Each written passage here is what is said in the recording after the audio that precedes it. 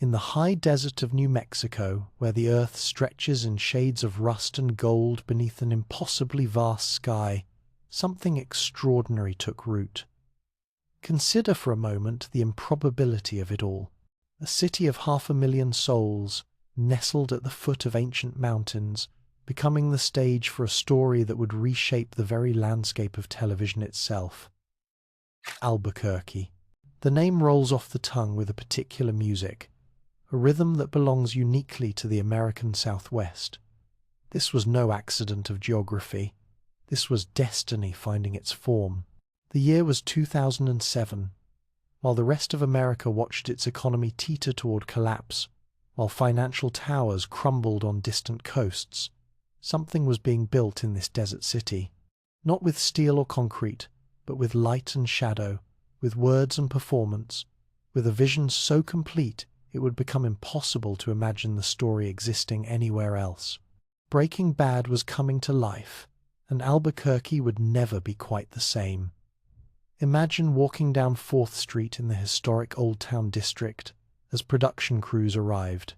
Local business owners, men and women, whose families had served green chile and sold turquoise jewelry for generations, opened their doors to Hollywood strangers. There was no precedent for this, no template to follow. Television productions had filmed here before, certainly, but this was different. This wasn't a week-long shoot and goodbye. This was a commitment, a marriage between story and place that would last 5 years and echo for decades beyond. The crew members came first, like advanced scouts mapping unknown territory. They were cinematographers from Los Angeles, grips from New York, sound technicians from Atlanta. They came expecting temporary employment, a season perhaps, maybe 2 if fortune smiled. But something happened that defied the transient nature of film production. They stayed. They brought their families, children enrolled in schools where they learned New Mexico history alongside kids whose ancestors had lived here for 4 centuries. Spouses found work, found community, found home. A creative colony formed in the high desert, as unlikely and as beautiful as the petroglyphs carved into volcanic rock by ancient peoples who had also found something sacred in this landscape. There is a particular quality to light in New Mexico that painters have tried to capture for more than a century. It has drawn artists to places like Taos and Santa Fe, this luminosity that seems to emerge from the earth itself. The cinematographers noticed it immediately. The way shadows fell sharp and defined, the way sunset painted the sandier mountains in shades that shifted from watermelon pink to deep purple in the span of minutes. This light would become as much a character in Breaking Bad as any actor, defining the show's visual language in ways that could never have been achieved on a soundstage in Los Angeles. But let us return to the architect of this vision, for no story of creation is complete without understanding its creator. Vincent Gilligan grew up in Farmville, Virginia, a small town in the American South where certain values run deep as tree roots: courtesy, manners, the weight of consequence. The South has always understood something profound about storytelling, that the most compelling narratives arise not from simple heroes and villains, but from the terrible complexity of human choice. This is the tradition that gave us Flannery O'Connor and William Faulkner, writers who understood that grace and grotesque often share the same space, that redemption and damnation can be separated by the thinnest of margins. Gilligan brought this sensibility to Albuquerque, this southern understanding that morality is not a straight line but a labyrinth. In the writer's room, he assembled a space that would become as legendary as any.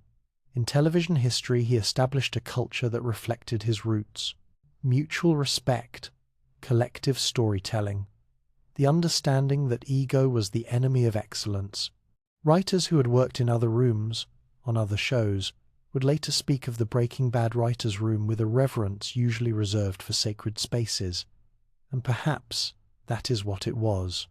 A place where stories were not simply constructed but discovered, where the writers themselves were often surprised by what emerged from their collaborative excavation of character and consequence. The room itself was unremarkable. A conference table, walls that would become covered in index cards tracking character arcs and plot points, windows that looked out onto Burbank, California, for this was where the breaking of stories happened, even though the breaking of Walter White would unfold 1,500 kilometers to the east. But within those unremarkable walls, something remarkable occurred daily. The writers would arrive early, armed with coffee and ideas, and they would not leave until the story revealed itself with the clarity of desert light. Bryan Cranston understood this clarity. He had spent decades in the craft of acting, from soap operas to sitcoms, always professional, always reliable, but never quite given the chance to demonstrate the full range of his capabilities. When Gilligan approached him about the role of Walter White, a high school chemistry teacher who transforms into a methamphetamine manufacturer, Cranston recognized something in the character that resonated with his own understanding of human nature. He began keeping journals, not as Bryan but as Walter. He wrote in character, exploring the interior landscape of a man whose desperation would curdle into something far more dangerous. His preparation was meticulous in ways that seemed almost method, though Cranston himself resisted that label.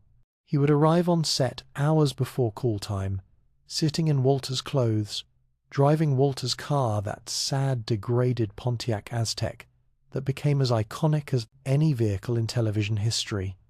He understood that transformation is not simply a matter of external change, of shaving one's head or adopting a particular walk.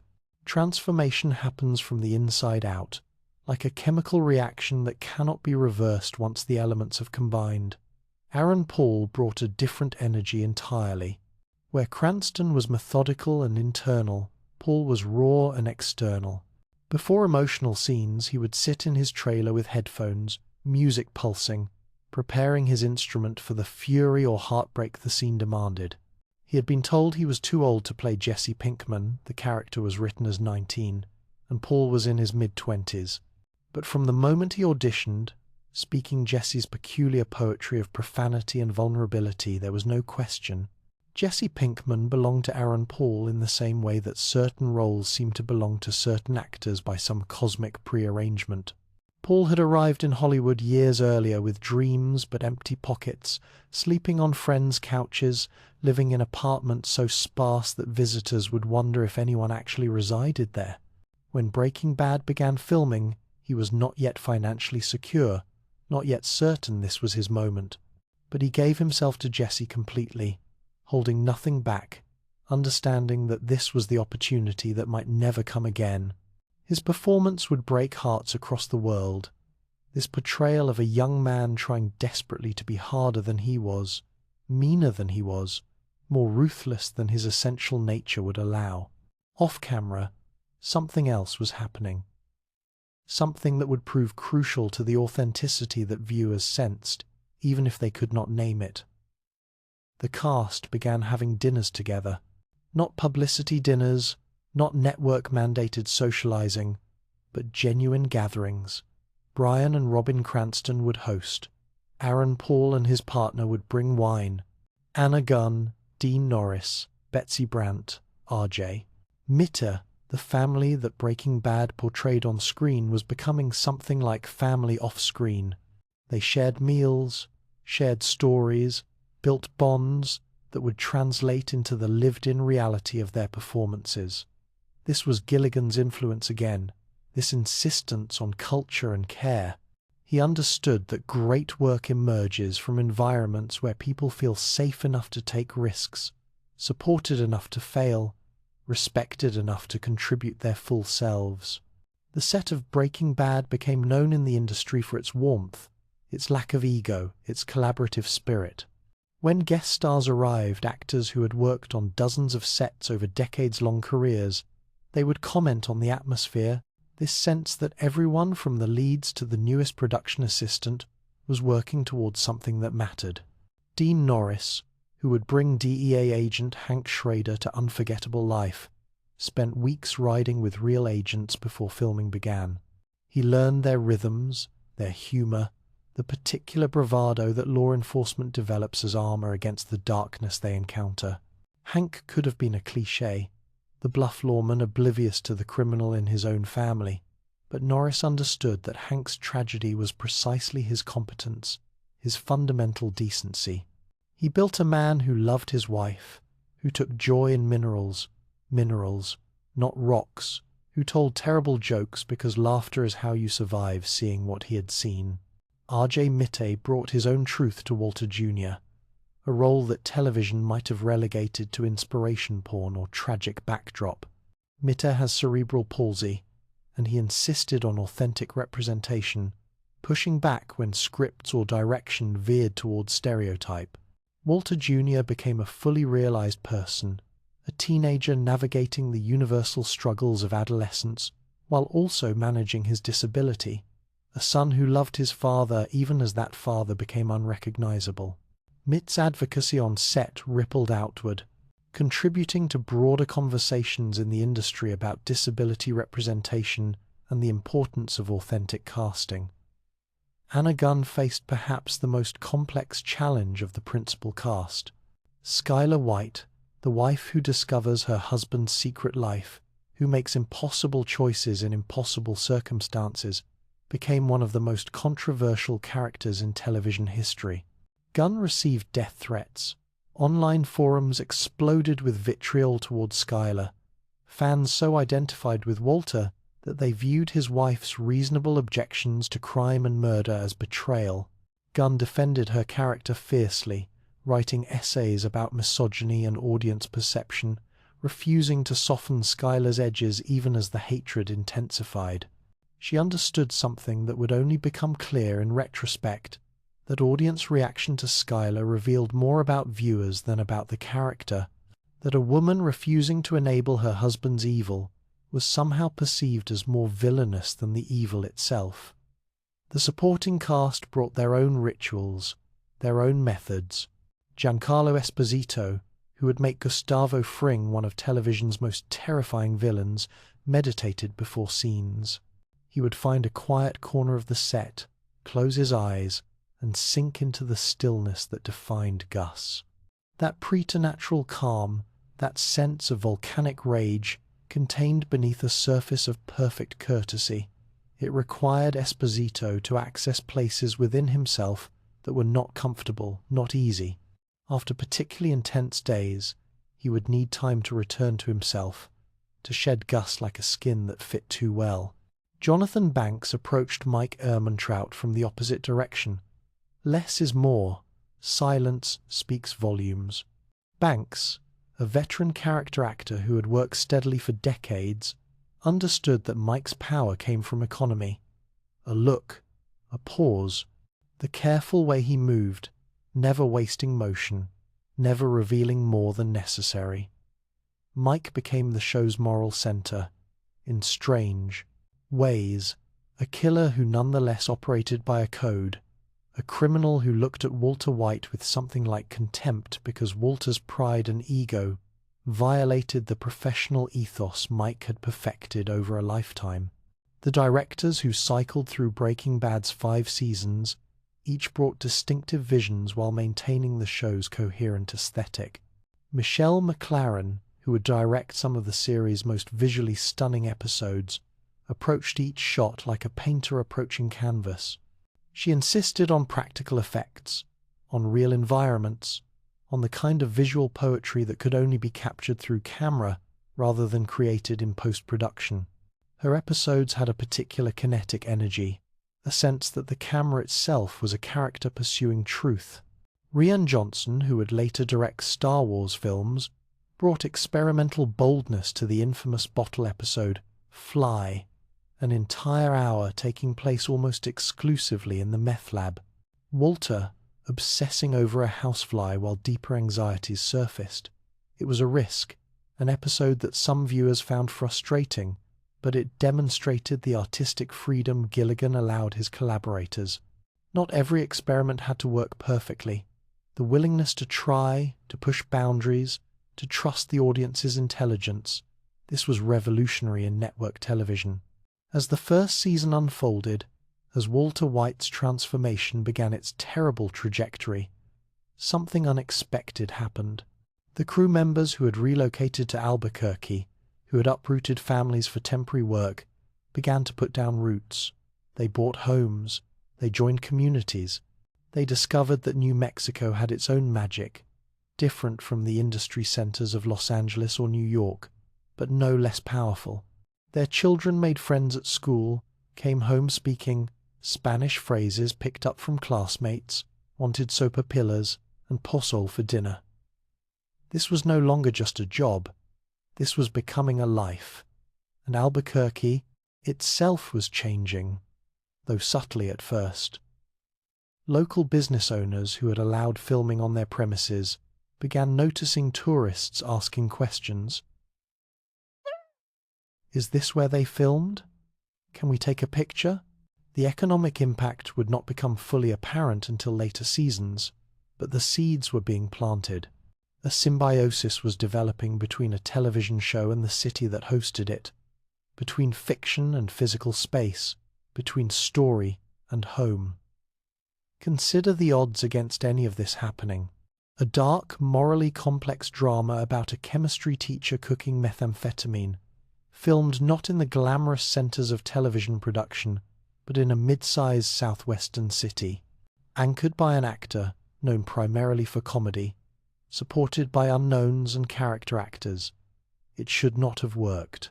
By every conventional wisdom of the television industry, it should have been a noble failure, an interesting experiment that disappeared after one season. But there is something about perfect alignment that transcends prediction. The right story, the right place, the right people, the right moment, Breaking Bad, found that alignment. It took root in the high desert soil of New Mexico, like native plants that have adapted to harsh conditions, that thrive precisely because of challenges that would destroy more delicate species. The show grew tough and beautiful, stark and haunting, impossible to look away from despite or perhaps because of its darkness. The first season was short, truncated by the writers' strike that would paralyze Hollywood in 2007 and 8. 7 episodes instead of the planned 9. But those 7 episodes were enough. They announced a vision so clear, so uncompromising, so brilliantly executed that the industry took notice. Critics recognized immediately that something special was emerging. Audiences, smaller at first but passionate, began spreading word like gospel. This show. You have to watch this show. In Albuquerque, the cast and crew finished that first season with a mixture of exhaustion and exhilaration. They had created something together, built something from desert light and moral complexity and collaborative artistry. They had no certainty of continuation, no guarantee that their experiment would be renewed. But they had the work itself, the episodes that existed as testament to what could be achieved when talent and vision aligned with place and purpose. The high desert night settled over the city, stars emerging in that vast sky, the same stars that ancient peoples had watched from this same land. The equipment was packed away, the sets went dark, but the story lived on, captured on film and hard drives, ready to be discovered by a world that did not yet know what was coming. The transformation had begun, not just of Walter White, but of television itself, of Albuquerque, of everyone who had contributed their gifts to this shared creation.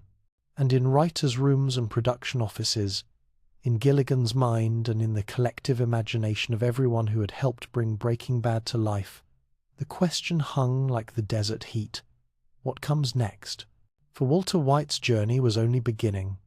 His descent, or was it an ascent, into Heisenberg had barely started. The true cost of his choices, the full weight of consequence, the ultimate destination of his terrible transformation, all of this still lay ahead, waiting to unfold like the landscape itself, revealing its secrets slowly, inexorably. Under that harsh and beautiful desert sun, the birthplace had claimed its story, the people had found their purpose, and we, the audience, were about to witness something that comes along, perhaps once in a generation, a perfect marriage of medium and message, of place and narrative, of artistic ambition and flawless execution. Breaking Bad had taken root, and it would grow into something magnificent and monstrous, beautiful and terrible, impossible to forget. The journey was just beginning. There exists in every great work of art a hidden architecture, invisible scaffolding that holds the visible world together. Consider the Gothic cathedrals of medieval Europe, where master craftsmen spent lifetimes perfecting details that most eyes would never see carvings high in the rafters, beneath the notice of earthbound worshippers, created solely for the glory of completion, for the satisfaction of work done perfectly, whether witnessed or not. Breaking Bad was built with this same devotion to craft, this understanding that excellence lives in details, that authenticity emerges from the accumulation of 10,000 small truths. The prop masters faced a unique challenge from the very first episode. They needed to create methamphetamine, not actual methamphetamine. Of course, that would be rather problematic for a television production, but something that looked chemically perfect, that caught light the way crystalline structures do, that conveyed purity and danger in equal measure. The solution was rock candy, but not the simple confection you might purchase at a carnival. This required chemistry of its own, precise ratios of sugar and water, careful temperature control, the addition of blue food coloring in exact quantities. Mark Hansen and his team perfected the process over dozens of attempts. Too much color, and it looked artificial, like something from a children's party. Too little, and it failed to convey the signature blue that would become inseparable from the show's identity. The crystals had to be large enough to read on camera, but not so large they looked comical. They had to catch light properly, refracting it the way methamphetamine's molecular structure would. Hours upon hours went into creating what viewers would see for seconds, what many would assume was simply purchased or computer-generated. But this attention to the smallest details rippled outward, creating authenticity that audiences sensed even when they could not articulate what they were sensing.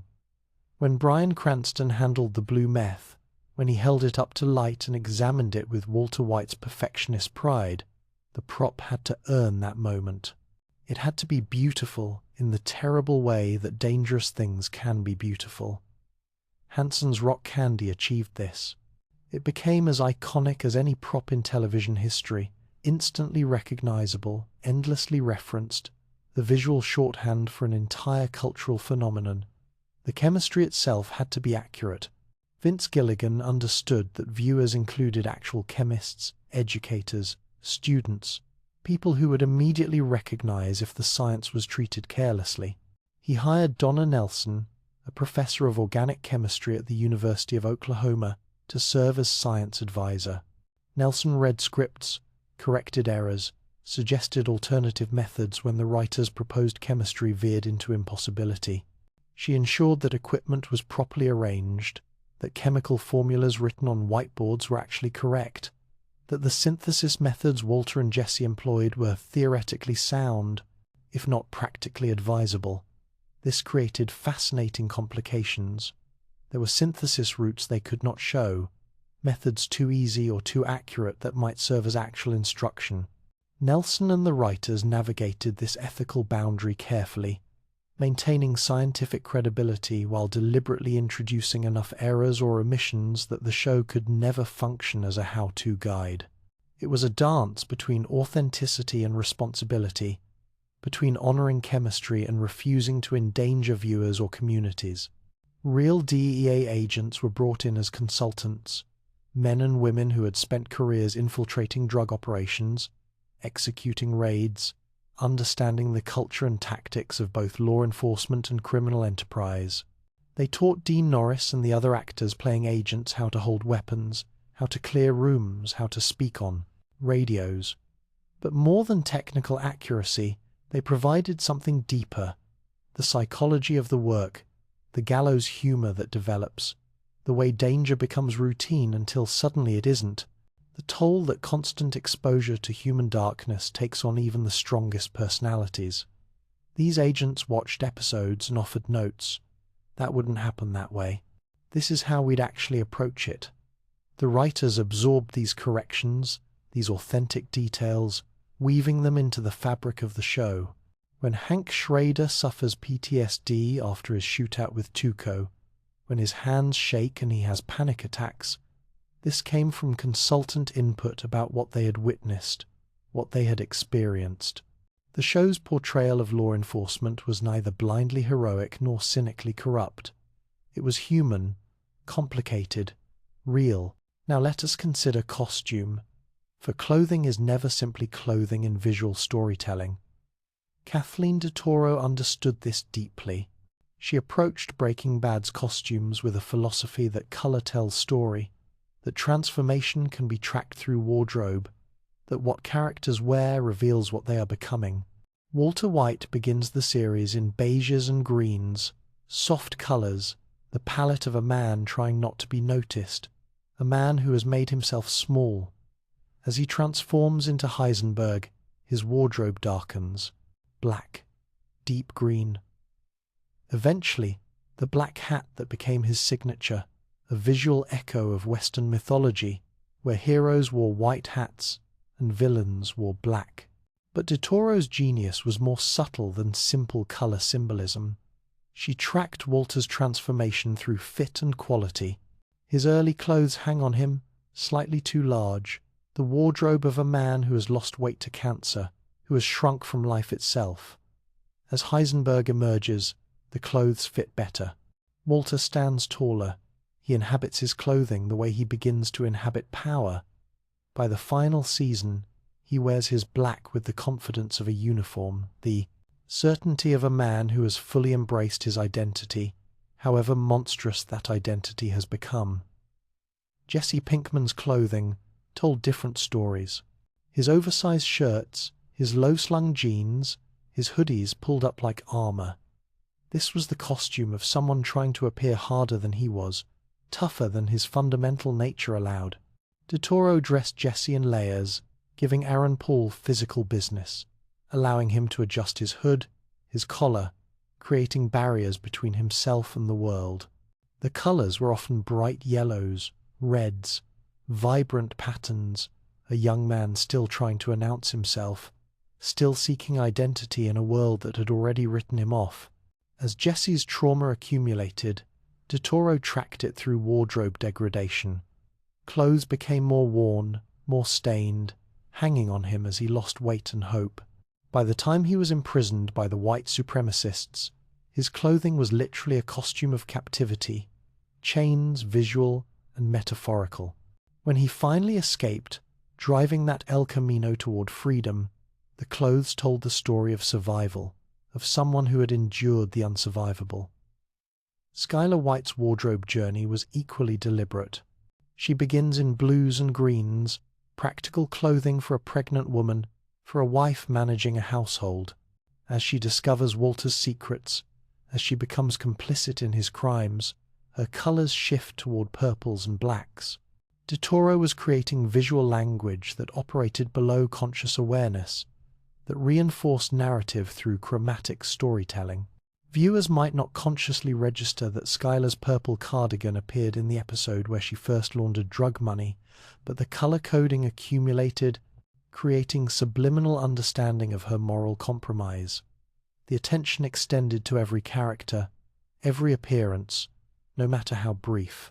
When Mike Ehrmantraut appeared on screen, his simple jacket and practical clothing spoke volumes about his professionalism, his no-nonsense approach.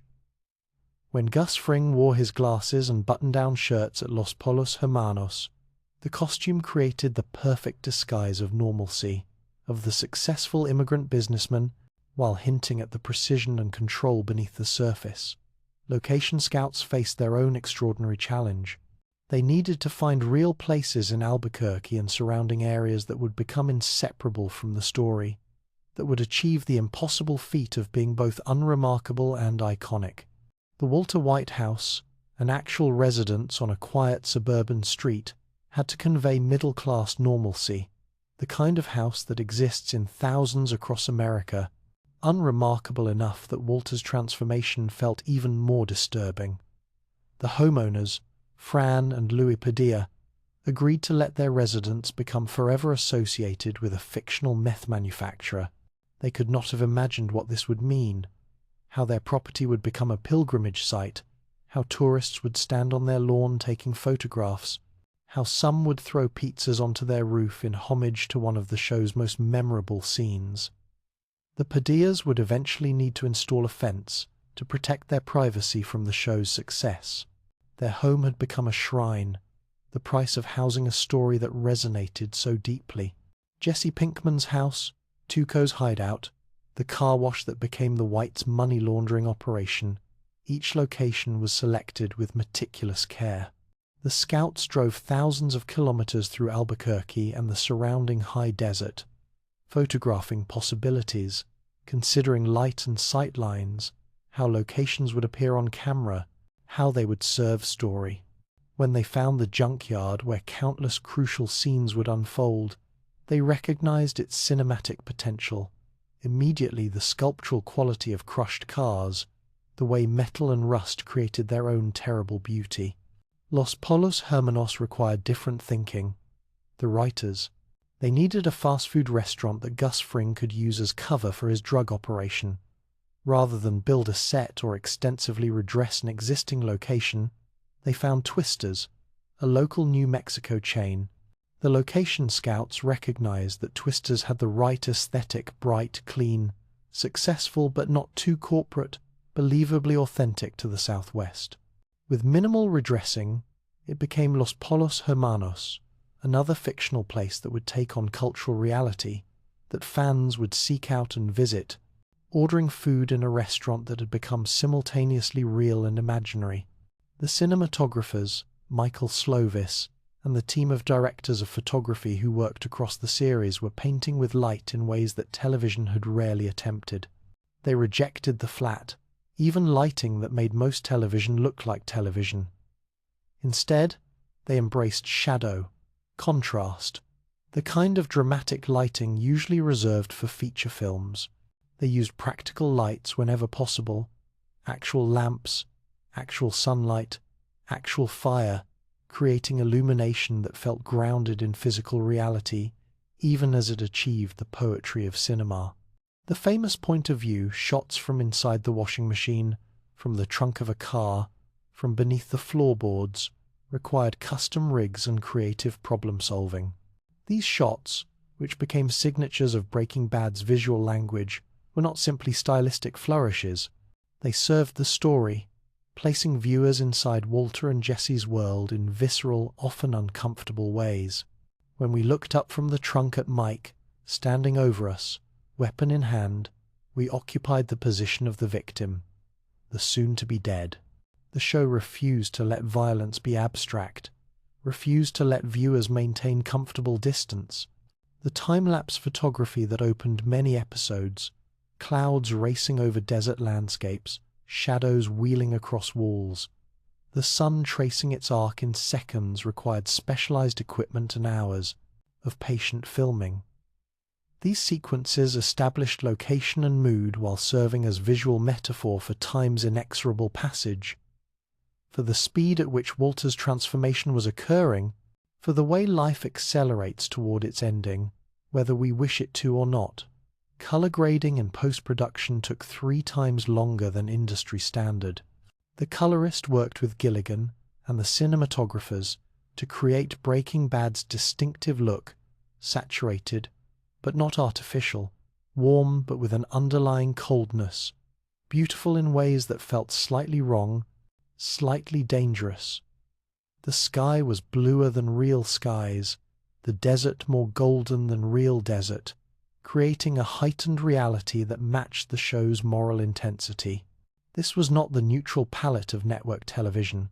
This was visual storytelling that announced its ambition in every frame. The sound design deserves attention equal to the visual craft. Dave Porter's original score avoided the obvious, rejected the kind of dramatic orchestration that telegraphs emotion. Instead, he created soundscapes that were often more ambient than melodic, that crept under scenes and inside viewers' nervous systems. The music could be beautiful and disturbing simultaneously, melodic patterns that resolved in unexpected ways, creating subconscious unease that matched the moral unease of the narrative. The selection of needle drops existing songs placed in scenes was equally meticulous. Music supervisor Thomas Golubich spent weeks finding the perfect song for crucial moments. When Crystal Blue Persuasion played over the meth-cooking montage, when Baby Blue closed the series finale, these were not arbitrary choices. Each song was selected for lyrical resonance, for emotional texture, for the way it would enhance and complicate the scene. Golubich understood that the right song could transform a good scene into an unforgettable one, could add layers of meaning that dialogue and visuals alone could not achieve. The prop department created worlds within worlds. Walter's classroom, with its periodic tables and chemistry equipment, had to feel lived in, authentic to anyone who had ever sat in a high school science class. Jesse's house needed the specific squalor of drug use, the particular chaos of a young man spinning out of control. Saul Goodman's office required a precise kind of tackiness, the aesthetic of a strip mall lawyer who had succeeded just enough to have terrible taste in expensive things. Every prop had history, backstory, intention. The pink teddy bear that became one of the show's most potent symbols charred, one-eyed, drifting in the White's pool. This was not computer-generated imagery. This was an actual stuffed animal, carefully burned and distressed by prop masters, photographed in an actual pool, creating a physical object that carried weight and reality. The eye, that terrible glass eye, that Walt would keep, that would resurface in the final season, was a real prop, handled by Cranston, imbued with the psychological weight that physical objects carry in ways that digital creations cannot. The attention to authenticity extended even to things viewers would never consciously notice. Chemical formulas on whiteboards were checked and rechecked. Equipment was properly arranged. When Walter and Jesse cooked meth, the process looked right because it was right, to the extent that television could show rightness without providing dangerous instruction. The consultants, the advisors, the artisans who perfected every detail, they understood that authenticity is felt even when it is not understood, that viewers sense the difference between careless approximation and meticulous craft. Consider the Super Lab, the magnificent underground facility where Walter and Jesse would cook in later seasons. Production designer Mark Freeborn created a space that was both realistic and metaphorical. Realistic in its industrial equipment, its ventilation systems, its careful attention to how an actual underground laboratory might be constructed and concealed. Metaphorical in its cathedral-like qualities, its sense of descending into hell, of entering an underworld from which return becomes increasingly impossible. The Superlab required major construction, a set built with unusual care for television production. When actors walked on that concrete floor, when they touched that stainless steel equipment, they were interacting with physical reality, not green screen or minimal set pieces. This allowed performances to be grounded, reactions to be genuine. Bryan Cranston and Aaron Paul could move through space that felt real because it was real, and that reality translated through the screen to audiences who might never consciously recognize why the lab felt so authentic, so oppressive, so much like a tomb disguised as a workplace. The makeup department faced their own unique challenges. Bryan Cranston's transformation from Walter White to Heisenberg required not just the famous shaved head and goatee, but subtle aging, the way stress and evil physically manifest. Makeup artists tracked Walter's cancer, his treatment, his recovery, ensuring that his physical appearance matched the timeline of his illness. When he was in remission, he looked healthier. When cancer returned, the makeup reflected that reality, that brutal reminder that for all his power, Walter remained mortal, remained subject to forces he could not control or intimidate. Aaron Paul's makeup told stories of trauma and addiction, bruises that appeared and faded according to Jesse's violence-filled existence, the hollowing of cheeks when he was using heavily, the physical toll of captivity in the final season when Jesse became a literal slave to the white supremacists. The makeup department was documenting damage, creating a visual record of consequence that accumulated across 5 seasons. The craft services, the camera operators, the script supervisors, continuity experts, every department operated at a level of excellence that became self-reinforcing. When everyone around you is bringing their absolute best, you bring yours.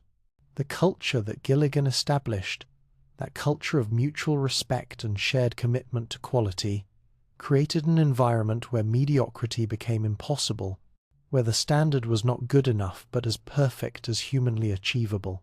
In the editing rooms, where footage was assembled into episodes, where the raw material of performance and cinematography became finished narrative, editors made thousands of decisions that shaped the final work. The pace of Breaking Bad, the way it could be slow and contemplative then suddenly kinetic, the way it built tension through held shots and strategic cuts, this was craft operating at the highest level. Kelly Dixon and Skip McDonald, the principal editors, understood story rhythm, understood when to linger and when to accelerate, when to show and when to suggest. The decision to end certain episodes on cliffhangers that were not traditional cliffhangers, the choice to begin episodes in media res then circle back to explain, the use of flashbacks and flash-forwards, these narrative techniques required surgical precision in editing. A cut that came 1 second too early or too late could destroy tension, could make the oblique too obscure or the clever too obvious. The editors worked with Gilligan and the directors, refining until each episode achieved its intended effect. And what was that intended effect? To create not just entertainment but experience, to make viewers feel implicated in Walter's choices, to build empathy even as they watched a good man become evil. The craftsmanship served this larger purpose. Every perfect detail, every authentic prop, every carefully graded color, every precisely placed cut, all of it worked in concert to create immersion so complete that viewers forgot they were watching a television show and felt, instead, that they were witnessing something true, something real, something that mattered. The artisans of Breaking Bad understood what craftspeople have always understood, that work done well is its own reward, that integrity means honoring your craft whether or not anyone notices, that the accumulation of countless perfect details creates something that transcends the sum of its parts. They built Breaking Bad the way medieval craftsmen built cathedrals, with devotion and precision and the understanding that they were part of something larger than themselves, something that would outlast them, something that would stand as testament to what human beings can achieve when talent and dedication align with shared purpose. The desert sun set on another day of production. The rock candy was carefully stored, the costumes catalogued, the locations locked and secured. Tomorrow they would return and do it all again, perfecting details that most viewers would never consciously notice but would absolutely feel, crafting a world so complete that it would become more real to millions than the actual world around them. This was the artisan's gift, the transformation of sugar into methamphetamine, of clothing into character, of locations into legend, of craft into art that would endure. Every actor develops rituals, private ceremonies that bridge the distance between self and character, between the person who arrives on set and the person who must exist on screen. These rituals are as varied as the actors themselves. Some meditate, some pace, some disappear into headphones and music, some sit in silence. But beneath the variety lies a common truth. Transformation requires preparation, requires a kind of psychological alchemy that cannot be rushed or forced. On the set of Breaking Bad, in trailers and quiet corners, in cars and makeup chairs, actors performed their private rituals, preparing to become other people, to inhabit darkness, to give themselves over to story. Bryan Cranston's journals were legendary among the cast and crew. He had been keeping them since the beginning, writing as Walter White, not about Walter White. The distinction is crucial. These were not character notes or analysis. These were entries from inside Walter's consciousness, tracking his thoughts, his rationalizations, his slow recognition of what he was becoming, and his even slower acknowledgement of what he had always been. Cranston would arrive early on shoot days, sit in his trailer with coffee, and write. Sometimes just a few lines, sometimes pages. The journals were private, never shared, never intended for anyone but himself and the character he was building. This practice gave Cranston something that even the finest script cannot provide: interior continuity. Walter White existed not just in the scenes being filmed, but in the spaces between scenes, in the hours and days that passed between episodes. The journals tracked this invisible life, this ongoing consciousness that continued when cameras were not rolling. When Cranston stepped onto set, he brought not just the lines he had memorized, but the accumulated weight of everything Walter had thought and felt since the last time we saw him. This is what great actors do. They remember that characters live continuous lives, that every scene is preceded by and followed by moments we will never witness but that nonetheless exist, that shape and inform what we do see.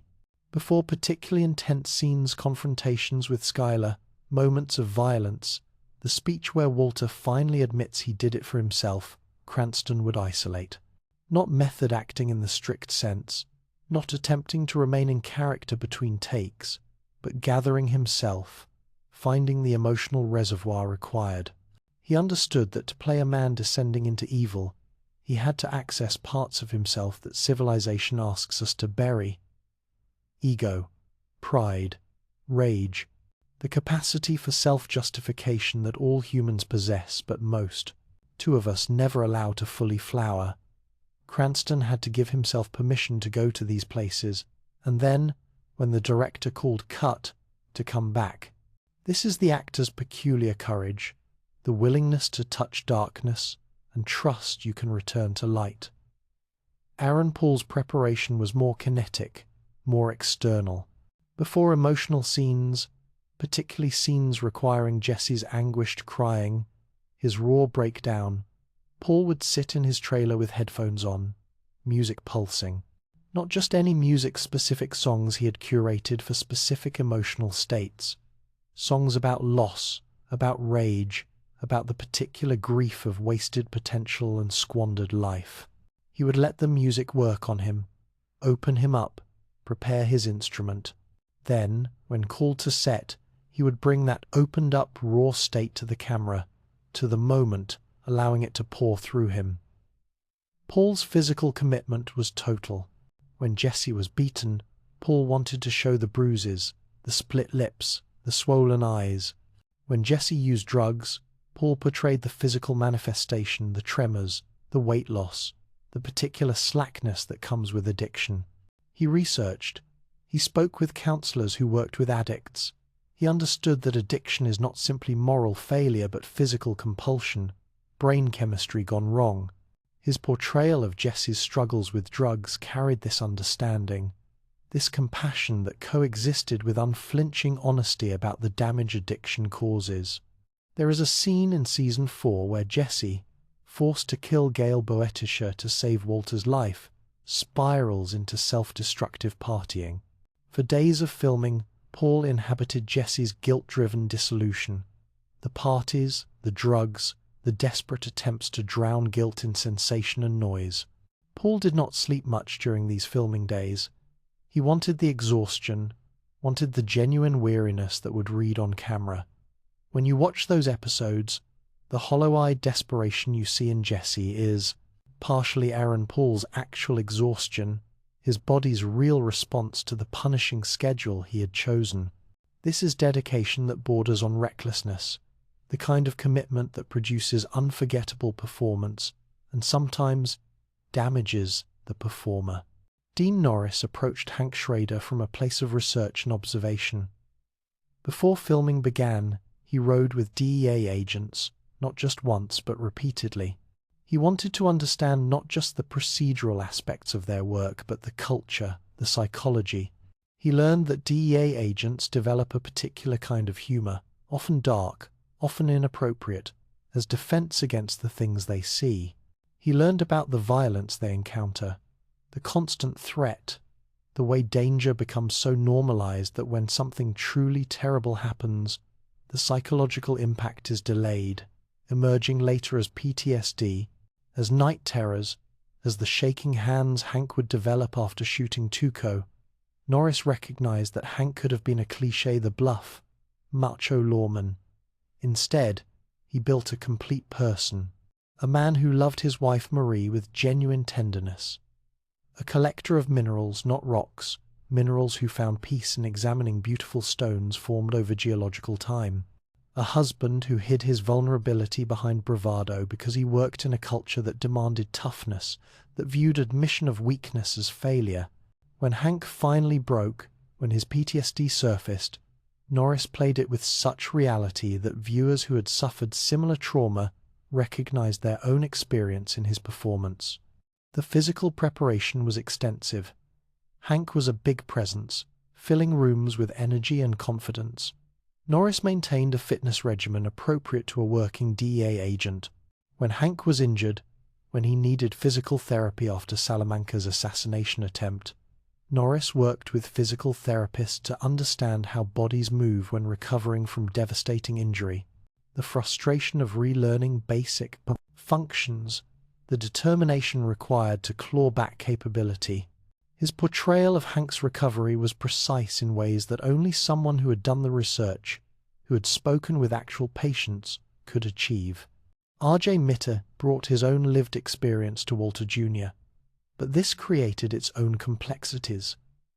Mitter has cerebral palsy, though his is milder than Walter Jr.'s as written. For scenes, Mitter would sometimes exaggerate his symptoms to match the character. This meant consciously undoing years of physical therapy, years of training his body to move with maximum efficiency and minimum obvious impairment. It required him to make himself more disabled on camera than he was in life, an inversion of the usual acting challenge. But Mitte's greatest contribution was his advocacy for authentic representation. When scripts had Walter Jr. defined primarily by his disability, Mitte pushed back. "This is a teenager," he would remind writers and directors. "Yes, he has cerebral palsy, but he also has the universal teenage concerns, girls, friends, independence, the desire to be seen as more than his disability." Mitte ensured that Walter Jr. had a life beyond being his father's son or the disabled kid. He had friends, he had interests. He pushed for a driver's license, asserting his capability. He fell for a girl and experienced teenage heartbreak. Mitte understood that authentic disability representation means showing disabled people as complete humans, not inspirational props or tragic victims. His work rippled beyond Breaking Bad. Mitte became an advocate for disability representation in Hollywood, speaking at conferences, working with organizations, using his platform to push for more authentic casting and more complex portrayals. He understood that Breaking Bad gave him a megaphone, and he chose to use it for something larger than his own career. This is character in both senses, the role he played and the person he proved himself to be. Anna Gunn faced the most challenging audience relationship of any principal cast member. Skyler White became one of television's most controversial characters, not because she was evil, but because she refused to enable her husband's evil. The online hatred directed at Skyler, and by extension at Gunn herself, was vicious and revealing. Death threats arrived. Internet forums exploded with vitriol. Some viewers were so identified with Walter, so invested in his anti-hero journey, that they viewed Skyler's reasonable objections to murder and drug manufacturing as betrayal. Gunn's response was fierce and thoughtful. She wrote essays about the misogyny embedded in audience reactions, about how a woman asserting agency and drawing boundaries was somehow viewed as more villainous than the man who cooked meth and murdered people. She refused to soften Skyler, refused to make her more likable in the conventional sense. Gunn understood that Skyler's complexity was the point, that her journey from victim to accomplice to something more complicated revealed truths about complicity. about how good people make terrible choices when trapped in terrible circumstances. Gunn's preparation for Skylar's evolution was meticulous. In early seasons, she played Skylar with a certain tension, a sense of someone holding their world together through willpower. As Skylar became complicit in Walter's crimes, as she began laundering money and constructing elaborate lies, Gunn found the hardness that develops, the protective shell that forms around people doing things they never imagined they would do. By the final season, when Skylar was trapped, waiting for Walt's cancer to return and free her, Gunn played exhausted survival, the particular wariness of someone who has lost everything, including hope. During filming, Gunn was also battling health issues that she kept private. She was dealing with a perimenopausal condition that caused significant weight fluctuations. Some viewers, not knowing this, assumed Skylar's changing appearance was deliberate character work. The speculation and criticism added another layer to the difficult experience of playing a character so many viewers despised. Gunn endured this with remarkable grace, understanding that Skylar's controversial reception was itself commentary on gender, power, and audience identification with anti-heroes. Giancarlo Esposito brought Gustavo Fring to life through a ritual of stillness. Before scenes as Gus, particularly scenes requiring Gus's terrifying calm, Esposito would meditate. He would find a quiet corner, close his eyes, and sink into the particular quality of presence that defined Gus. Not absence, but hypervigilance masked as serenity. Gus was always watching, always calculating, always 3 moves ahead. That required Esposito to access a state of intense focus while maintaining an exterior of perfect relaxation. The famous box cutter scene where Gus murders his employee Victor in front of Walter and Jesse methodically, silently, then calmly changes clothes and returns to managing his chicken restaurant, required Esposito to go to uncomfortable places. The scene was visceral, brutal, shocking in its matter-of-fact violence. Esposito had to find Gus's complete dissociation from normal human empathy, his ability to commit terrible violence, and then immediately resume the performance of normalcy. After filming scenes like that, Esposito needed time to come back to himself, to shed Gus's cold precision and return to his own humanity. Esposito researched methodically. He studied predators, both human and animal, understanding that Gus's power came from absolute patience and surgical precision. He gave Gus a backstory that was never stated on screen but informed every choice: Gus's history in Chile, his mysterious past, the terrible thing that had been done to his partner Max that motivated his long revenge against the cartel. All of this lived in Esposito's performance, in the weight he carried, in the occasional glimpses of the grief and rage beneath the controlled surface. Jonathan Banks built Mike Ehrmantraut through subtraction rather than addition. Where other actors might make strong choices, might indicate emotion or intention through obvious means, Banks chose minimalism, a glance, a pause, the slight adjustment of his posture. Mike was a man who wasted nothing, not words, not movement, not emotion. Banks understood that stillness is powerful, that the most compelling performances sometimes involve doing less, allowing the camera to find the thought behind the eyes. Banks brought his own life experience to Mike. He had worked steadily as a character actor for decades, playing cops and criminals, soldiers and tough guys. He understood men like Mike, professionals who had seen too much, who had compromised too often, who had come to accept moral ambiguity as the price of survival. Mike had his own code, his own lines he would not cross, but those lines were far from society's lines. He would kill, but only for practical reasons, never from emotion or ego. This professionalism, this weary competence, Banks played with the authority of someone who had known such men, who perhaps recognized aspects of them in himself. The scene where Mike confronts Walter, telling him he had good thing going and he ruined it, required no elaborate preparation.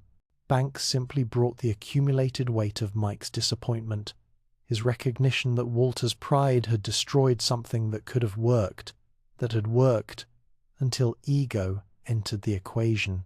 Banks played it quietly, deadly, the way Mike would, and it became one of the series' most memorable moments precisely because of its restraint, its refusal to melodrama. The guest stars who cycled through Breaking Bad brought their own rituals and traditions.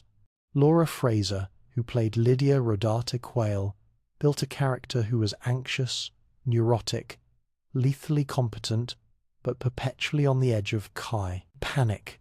She gave Lydia nervous physical habits, the way she couldn't make eye contact, the constant adjustment of her clothing, the stevia she insisted on for her tea. These were specific choices that made Lydia unforgettable, that suggested whole dimensions of psychology in limited screen time. Kristen Ritter, playing Jane Margolis, brought punk rock edge and genuine warmth, making Jane simultaneously tough and tender, making her love for Jesse believable, and their relationship's tragedy devastating. When Jane died, when Walter watched her choke and chose not to intervene, Ritter's performance had established enough humanity that her death felt like murder, like the moment Walter crossed from anti-hero into villain. Ritter prepared for Jane's addiction scenes by researching extensively, speaking with people in recovery, understanding that addiction is disease, not moral failure, even as it leads to devastating choices. The child actors, particularly R.J. Mitte and the young actress who played Baby Holly, were protected by the production in ways that honored their vulnerability. The environment was kept warm and supportive. Dark themes were explained in age-appropriate ways. The adults understood that they were stewards of these young people's experience, that bad experiences on set could cause real damage. This care was part of the culture Gilligan had established even in the midst of portraying darkness. The actual work environment remained humane. Directors brought their own approaches to actor collaboration. Michelle MacLaren was known for long takes, for trusting actors to sustain performance without constant cutting. This required different preparation. Actors had to maintain intensity and authenticity, not just for a few seconds but for minutes, had to trust their instincts and their preparation. Rian Johnson approached actors with intellectual curiosity, discussing themes and subtext, treating them as creative collaborators rather than interpretive instruments. Different directors drew out different aspects of the performers, creating variety within consistency. The table reads, where cast assembled to read scripts aloud before filming, became rituals unto themselves. These were opportunities to hear the story, to discover how scenes played, to make adjustments before the expense and commitment of filming. Cranston, Paul, Gunn, Norris. They would arrive prepared but open, listening to each other, discovering rhythm and relationship through the simple act of reading together.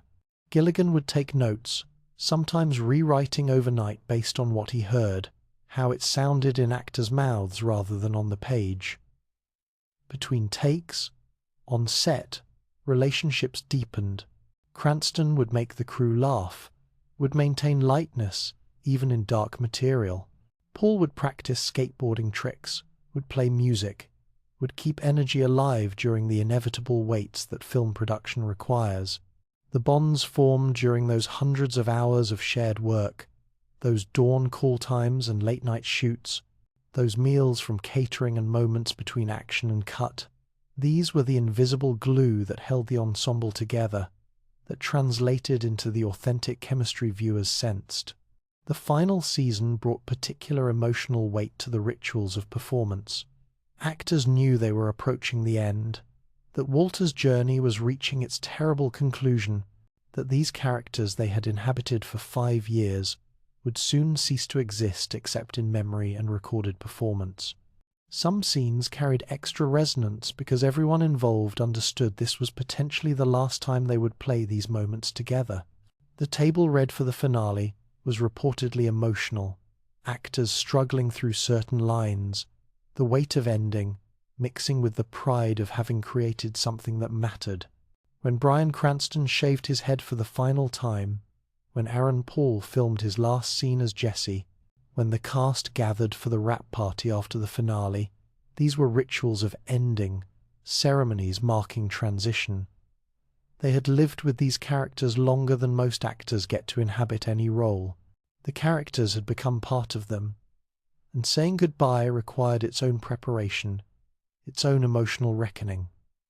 But the performances remain, captured on film and digital files, preserved in the archive of human storytelling.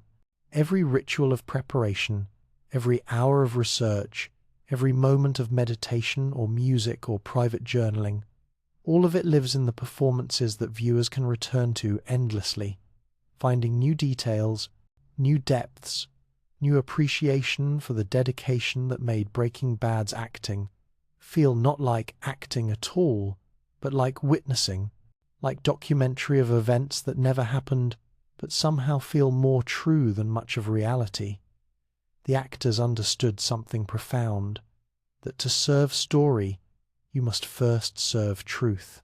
That technique matters less than honesty, that preparation's purpose is not to control performance but to free it, to clear away obstacles between the actor's soul and the character's truth.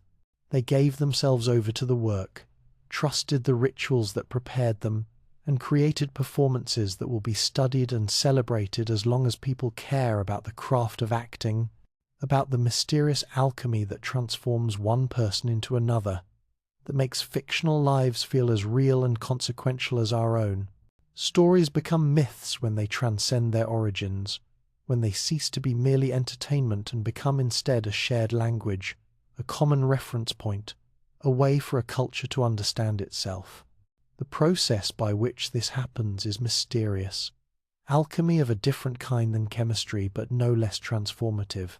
Breaking Bad became mythology, not through calculation, but through the accumulation of moments, symbols, phrases, and images that lodged themselves in collective consciousness and refused to leave. Let us examine how this transformation occurred, how a television show became a modern myth. The writer's room was the sacred space where stories were born. Not sacred in any religious sense, but sacred in the way that any place becomes sacred when important work happens there consistently, when human creativity manifests in forms that will outlive the creators. The room itself was unremarkable, a conference table, chairs, walls that would become covered with index cards in multiple colors, each card representing a story beat, a character moment, a question that needed answering. But within that unremarkable space, remarkable things occurred. Vince Gilligan ran the room with a particular philosophy. Every voice mattered. Junior writers could challenge senior writers. Ideas were evaluated on merit, not hierarchy. This democratic approach to storytelling was unusual in television, where writers' rooms often reflect rigid power structures. Gilligan understood that good ideas can come from anywhere, that the youngest writer might see something the most experienced writer missed, that ego was the enemy of excellence. The process was painstaking. They would begin with the largest questions. Where is Walter in his transformation? What does this season need to accomplish? Then they would narrow focus, breaking season arcs into episode arcs, episodes into scenes, scenes into individual moments. The index cards proliferated, covering walls, creating a visual map of narrative that they could rearrange, reconsider, and refine. Some cards would survive from first discussion to final script. Others would be moved dozens of times or discarded entirely as the story revealed its true shape. Debates in the room were intense but respectful. When considering whether Walter would poison Brock to manipulate Jesse, a turning point that revealed just how far Walter had fallen, the writers argued for hours. Was this too dark? Would viewers abandon the show? Would it destroy the possibility of any redemption for Walter? Gilligan let the debate continue until consensus emerged, not about whether the act was too dark, but whether it was true to the character they had created, whether Walter White had evolved to the point where he would harm a child to achieve his goals. The answer, painfully, was yes. The card stayed on the wall. The pink teddy bear that became one of Breaking Bad's most potent symbols was born from a simple question. How do we make the consequences of Walter's actions visual and haunting? Season 2, built toward the plane crash that resulted from Walter's indirect actions, a catastrophe of cascading causes and effects that illustrated how one man's choices could ripple outward to destroy hundreds of lives. The writers decided to seed clues throughout the season, flash forwards showing the aftermath before revealing what had happened. The pink bear, charred, one-eyed, floating in the pool became the most memorable of these clues, an image of innocence destroyed that haunted the season and returned in later years as a reminder of consequences that can never be undone. Water and pools became recurring motifs. The writers noticed this pattern emerging organically.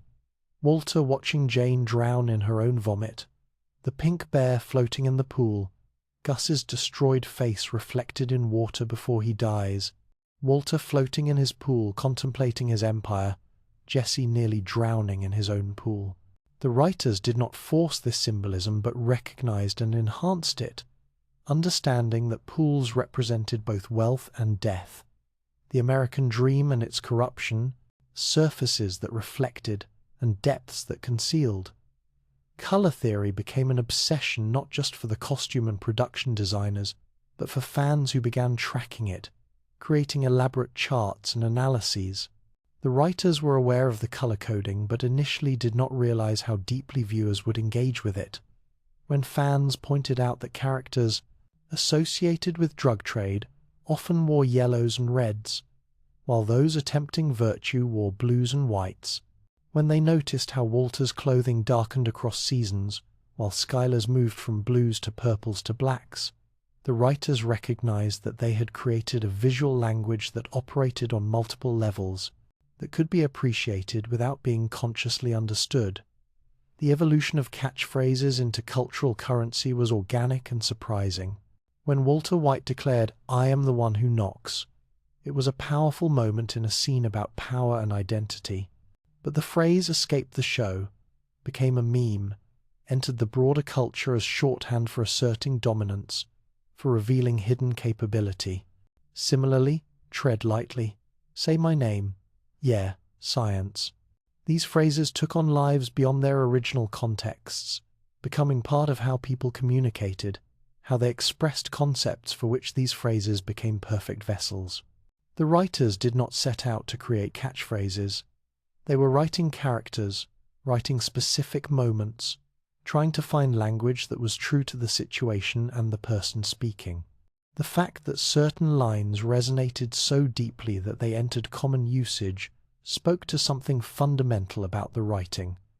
It captured universal truths about power, pride, identity, fear, in language that was specific enough to be memorable, but universal enough to be applicable far beyond its original context.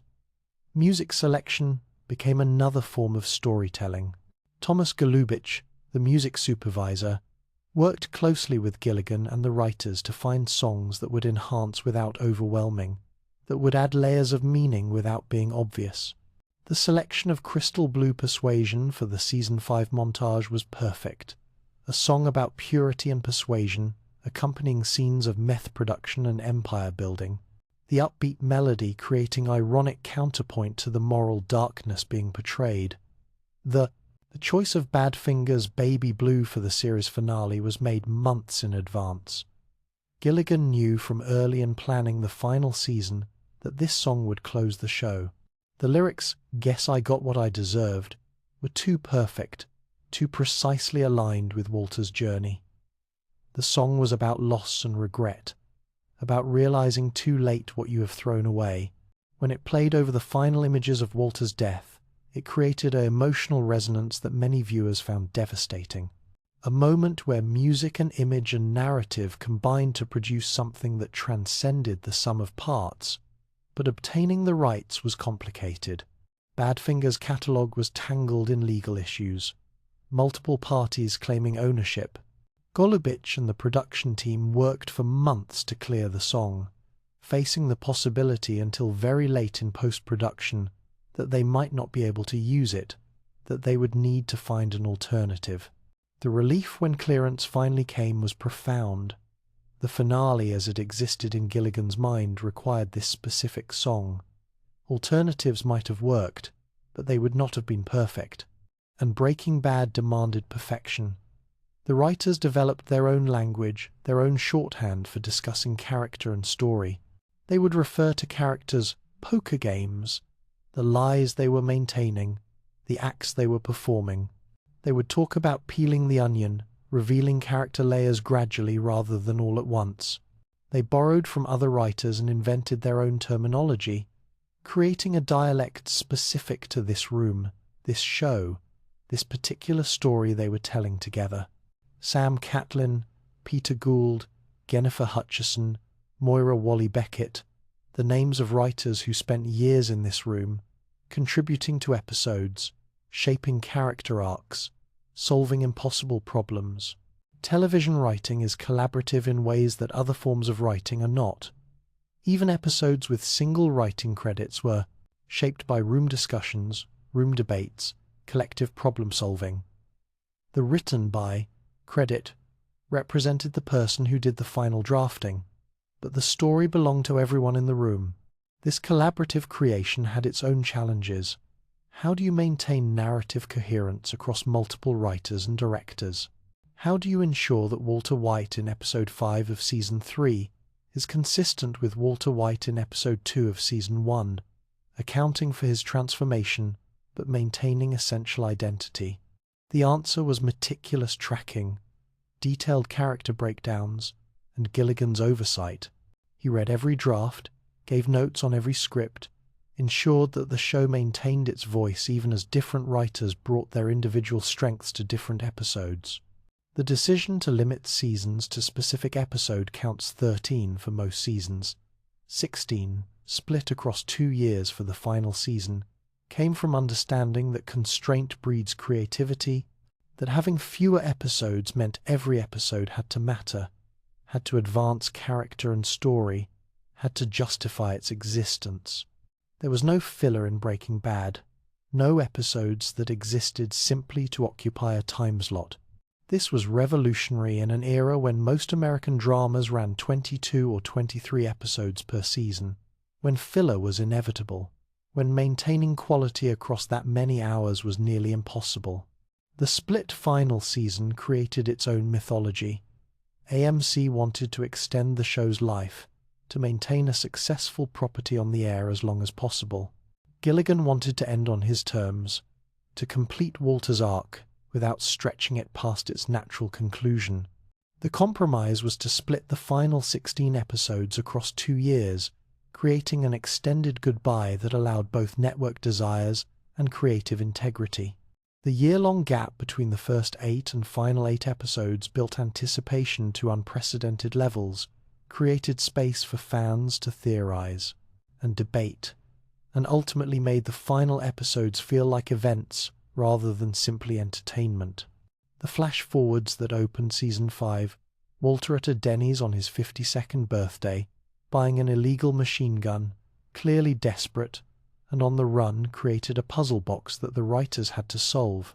This technique of promising a future moment then building toward it was risky. What if they wrote themselves into a corner? What if the actual explanation for that scene disappointed compared to fan theories? But Gilligan trusted the room, trusted the process, believed that if they remained true to character and consequence, the story would reveal how it needed to end. And it did. The writers worked backward from Walter's death, which they had always known was inevitable. A man who breaks bad must face consequences. Redemption was not available, but Walter could achieve something smaller, protecting his family's financial future, freeing Jesse, admitting finally that he had done it all for himself, because he was good at it, because it made him feel alive. The finale satisfied because it was true, because it did not cheat or evade or offer easy answers, because it understood that Walter White had become a monster but remained recognizably human, capable of love, even if that love was twisted into something poisonous. The writers also created an entire shadow show that existed in suggestions and implications. Gus Fring's past in Chile, referred to but never fully explained. Mike Ehrmantraut's career as a Philadelphia police officer, his relationship with his granddaughter, his losses and compromises. Saul Goodman's origin story, his transformation from Jimmy McGill into the criminal lawyer we met in Breaking Bad. These backstories enrich the present story without overwhelming it, creating depth and dimension without requiring exposition dumps or flashback episodes. The richness of this shadow story would eventually lead to Better Call Saul, the BT prequel series that explored Saul and Mike's origins in depth. But during Breaking Bad's run, these were mysteries that existed to serve the main narrative, to make the world feel lived in and real, to suggest that every character had a complex history that shaped their present choices. The writers understood that not everything needs to be explained, that mystery is powerful, that viewers enjoy filling in gaps with their own imagination. The writers' room debates about morality were ongoing and unresolved, as they should have been. Was Walter White a victim of American healthcare inequality, driven to crime by medical bills he could not pay? Or was the cancer diagnosis merely an excuse, a justification for behavior he had always wanted to enact, but lacked courage or opportunity? The writers deliberately created room for both interpretations, understanding that Breaking Bad worked best when it refused easy answers, when it forced viewers to grapple with the same moral complexities the writers themselves debated. They discussed the extent to which viewers should empathize with Walter versus being horrified by him. They recognized early on that Bryan Cranston's inherent likability, the warmth he brought even to Walter's darkest moments, created a tension between identification and judgment. This tension was productive, was essential to the show's power. If Walter had been simply villainous, viewers could have maintained comfortable distance. But Walter's humanity persisted, even as his actions became monstrous, and this forced viewers to confront uncomfortable truths about their own capacity for evil, their own ability to rationalize terrible behavior. The mythology of Breaking Bad extended beyond the show itself, into the show's creation. Stories about the writer's room, about all-night sessions solving seemingly impossible narrative problems, about the collective gasp when someone proposed the perfect solution, about the mutual respect and trust that allowed people to be vulnerable and creative. These stories became part of Breaking Bad lore.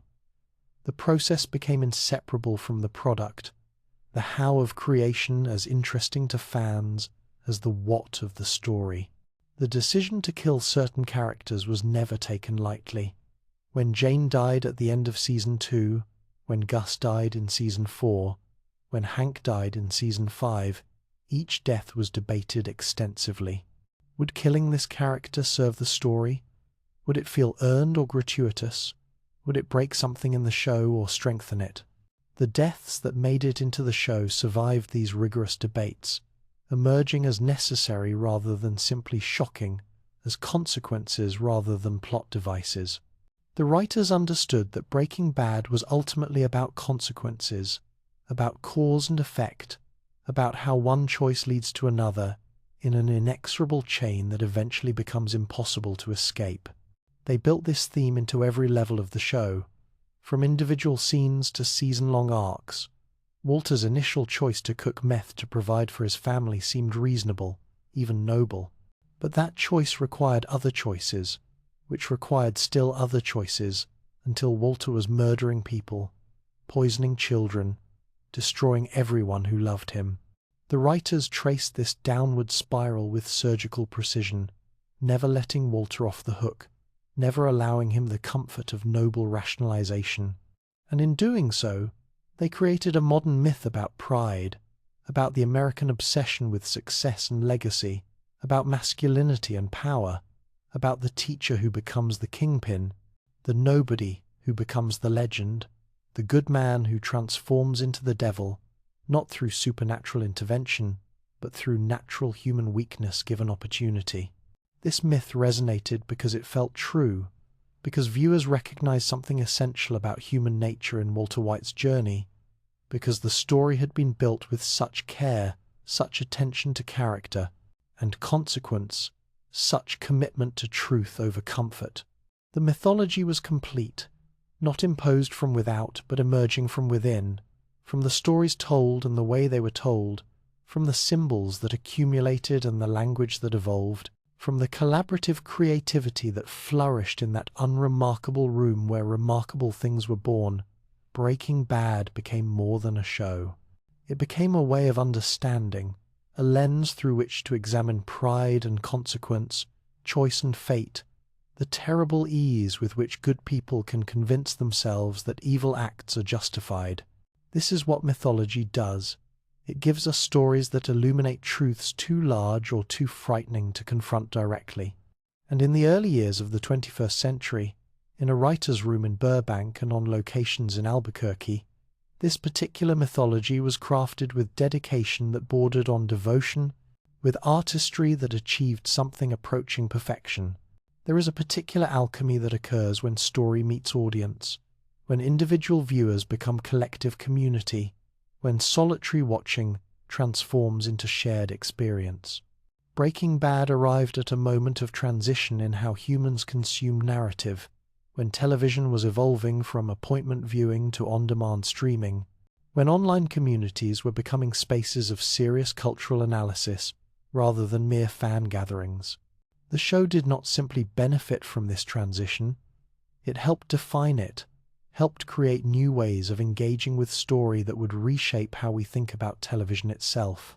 Consider the Sunday night viewing parties that became rituals across America and eventually across the world. Families would gather, friends would assemble, strangers would meet at bars designated as Breaking Bad venues. These were not casual gatherings to have television playing in the background. These were ceremonies, events that demanded attention and silence during crucial moments, that inspired gasps and shouts and stunned quiet, that required processing afterward through discussion and debate. People dressed as their favorite characters. They served Blue Rock candy. They quoted dialogue. They had become something more than audience. They had become congregation, gathering to witness weekly revelations. This communal viewing created a different relationship with narrative than binge-watching would later provide. When you must wait a week between episodes, a year between seasons, the story occupies mental space in ways that compressed viewing cannot replicate. You think about it during the week. You discuss it with others. You develop theories. You notice details because you have time to notice, because the story unfolds at a pace that allows contemplation rather than simple consumption. Breaking Bad's narrative structure, its slow builds, its patient character development, its willingness to sit with discomfort was perfectly suited to this weekly rhythm. The show trained viewers in a kind of attention that modern entertainment often discourages, a willingness to watch carefully, to think deeply, to allow story to unfold in its own time. The online communities that formed around Breaking Bad were extraordinary in their dedication and insight. Reddit forums, dedicated websites, comment sections, beneath reviews. These became spaces where amateur analysts produced work that sometimes surpassed professional criticism in depth and creativity. Fans tracked color symbolism across seasons, creating elaborate charts that mapped character arcs through wardrobe choices. They noticed visual rhymes and callbacks that even the creators had not consciously planned. They developed theories about future plot developments that were sometimes more clever than what the writers had actually planned, forcing the writer's room to sometimes adjust course to avoid being predictable. This was unprecedented collaboration between creator and audience, though it was collaboration at a distance, mediated through the internet. The writers did not take dictation from fans, did not let online speculation drive narrative choices, but they were aware of the conversation, aware that they had an audience that was paying incredibly close attention, that would notice inconsistencies and celebrate clever callbacks. This awareness raised the bar, created an additional pressure to maintain excellence, to reward the investment that viewers were making not just in watching, but in thinking about what they were watching. The demographic diversity of Breaking Bad's audience was surprising even to its creators. This was a show about a 50-year-old chemistry teacher, airing on a cable network with modest reach, dealing with dark themes and moral complexity. Network executives might have predicted an audience of adult males, perhaps with college education, interested in prestige drama. Instead, Breaking Bad found viewers across age groups, genders, education levels, and cultural backgrounds.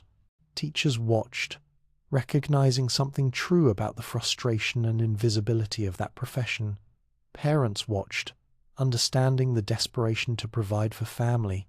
Teenagers watched, drawn by the show's moral complexity and refusal to patronize. The elderly watched, finding something profound in Walter's confrontation with mortality and legacy. This universal appeal came not from trying to appeal to everyone, but from going deep with specificity. Walter White was particular, a chemistry teacher in Albuquerque with cancer and financial desperation and wounded pride. But in that particularity lived universal truths about human nature, about fear and pride and the stories we tell ourselves to justify our choices. Viewers from radically different backgrounds could find entry points into Walter's journey because the emotions, if not the circumstances, were recognizable. Who has not felt invisible? Who has not fantasized about being recognized for their capabilities? Who has not rationalized behavior they knew was wrong? International audiences discovered Breaking Bad in waves, often through Netflix rather than broadcast television. The show became a global phenomenon in ways that American network television rarely achieved. In countries with robust state-sponsored healthcare, the premise of a teacher forced into crime to pay for cancer treatment seemed almost science fiction, a dystopian element that made America itself feel foreign and troubling. Yet these viewers engaged deeply with the character psychology, with the moral questions, with the craft of storytelling. Breaking Bad transcended its specifically American context to become a story about universal human themes, mortality, family, legacy, the capacity for self-deception. Translation presented unique challenges.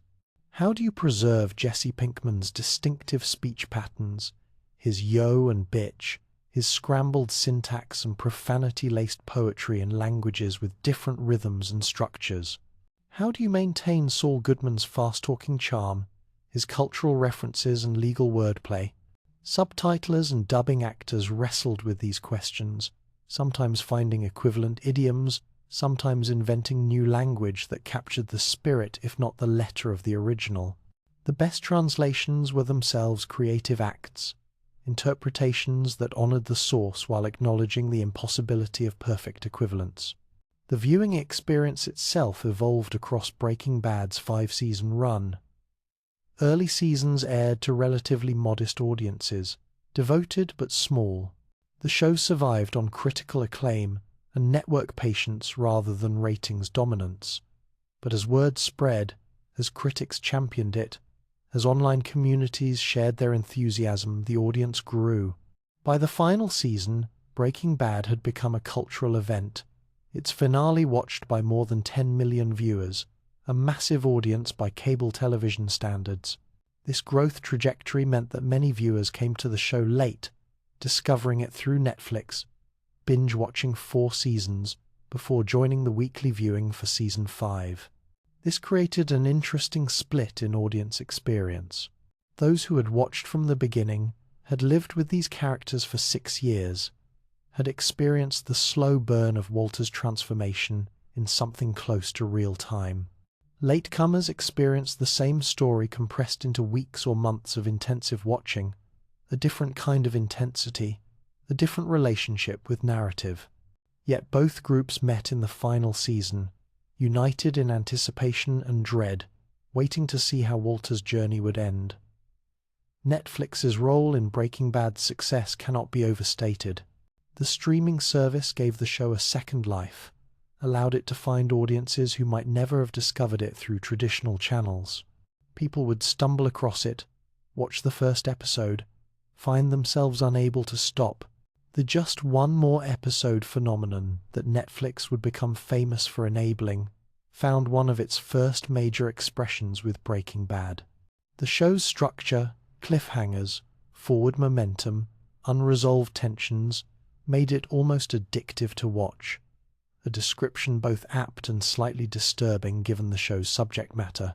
The binge-watching phenomenon revealed something interesting about Breaking Bad's construction. The show worked both ways as weekly television that rewarded patient viewing and contemplation, and as compressed narrative that could be consumed rapidly. This versatility was not accidental. The writers built both long arcs that unfolded across seasons and individual episodes that delivered complete emotional and narrative experiences. You could watch Breaking Bad slowly, savoring, or quickly, devouring. Both approaches revealed the show's quality, though they created different experiences, different relationships with the material. Fan art proliferated in forms that ranged from amateur sketches to professional quality work. Artists created posters that distilled the show's essence into single images.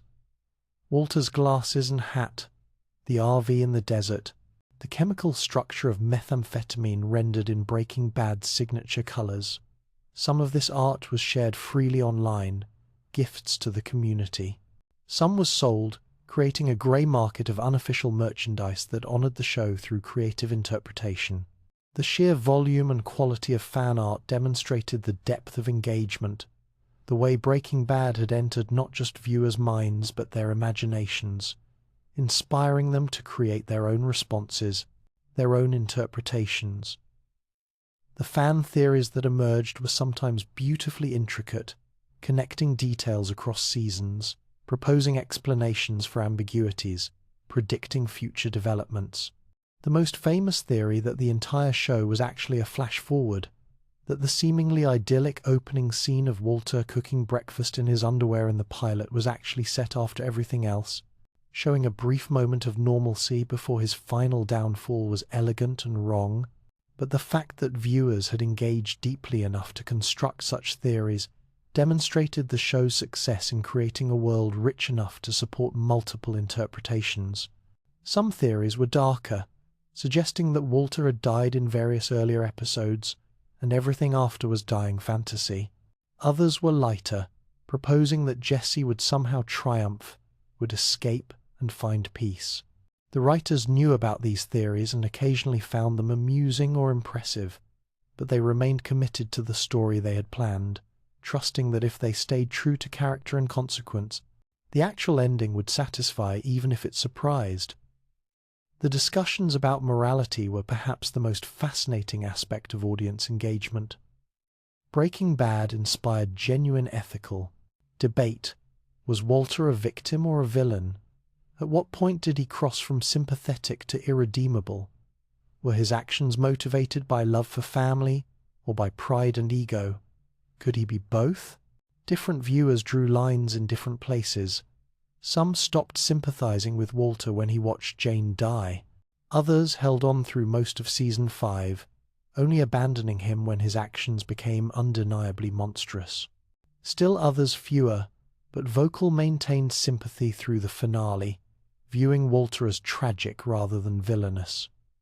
These debates revealed as much about the debaters as about the show. How you interpreted Walter White's journey said something about your own values, your own understanding of morality, your own capacity for empathy versus judgment. Breaking Bad became a kind of moral Rorschach test, where what you saw reflected what you brought. The show's genius was its refusal to make these judgments simple, its insistence that Walter remained human even as he became monstrous, that he was capable of love even as he destroyed everyone he claimed to love. The relationship between Skyler White and audience response deserves particular examination.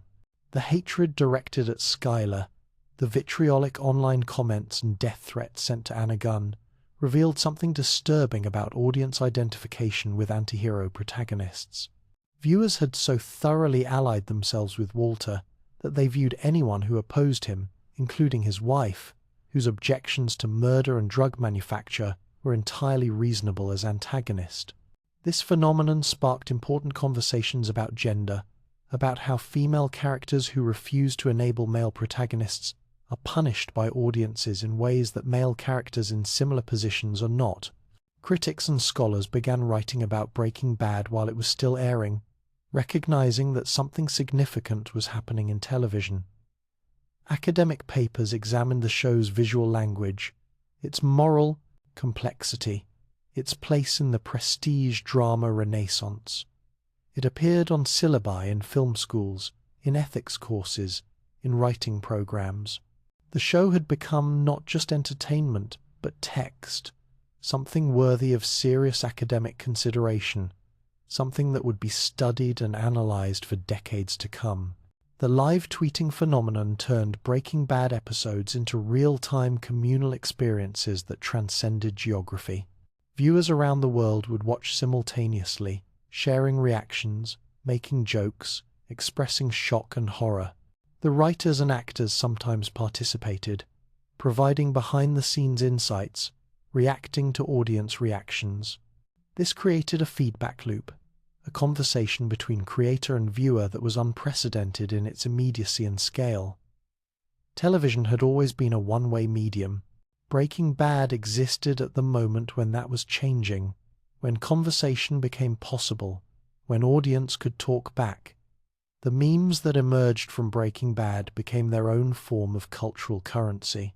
The pizza on the roof, Walter's tighty-whities, Jesse's "yeah, science," the GIFs that circulated on social media, the image macros with Breaking Bad screenshots and captions, these were how the show entered broader culture, how people who had never watched Breaking Bad nonetheless knew of it, had absorbed its imagery and language through cultural osmosis.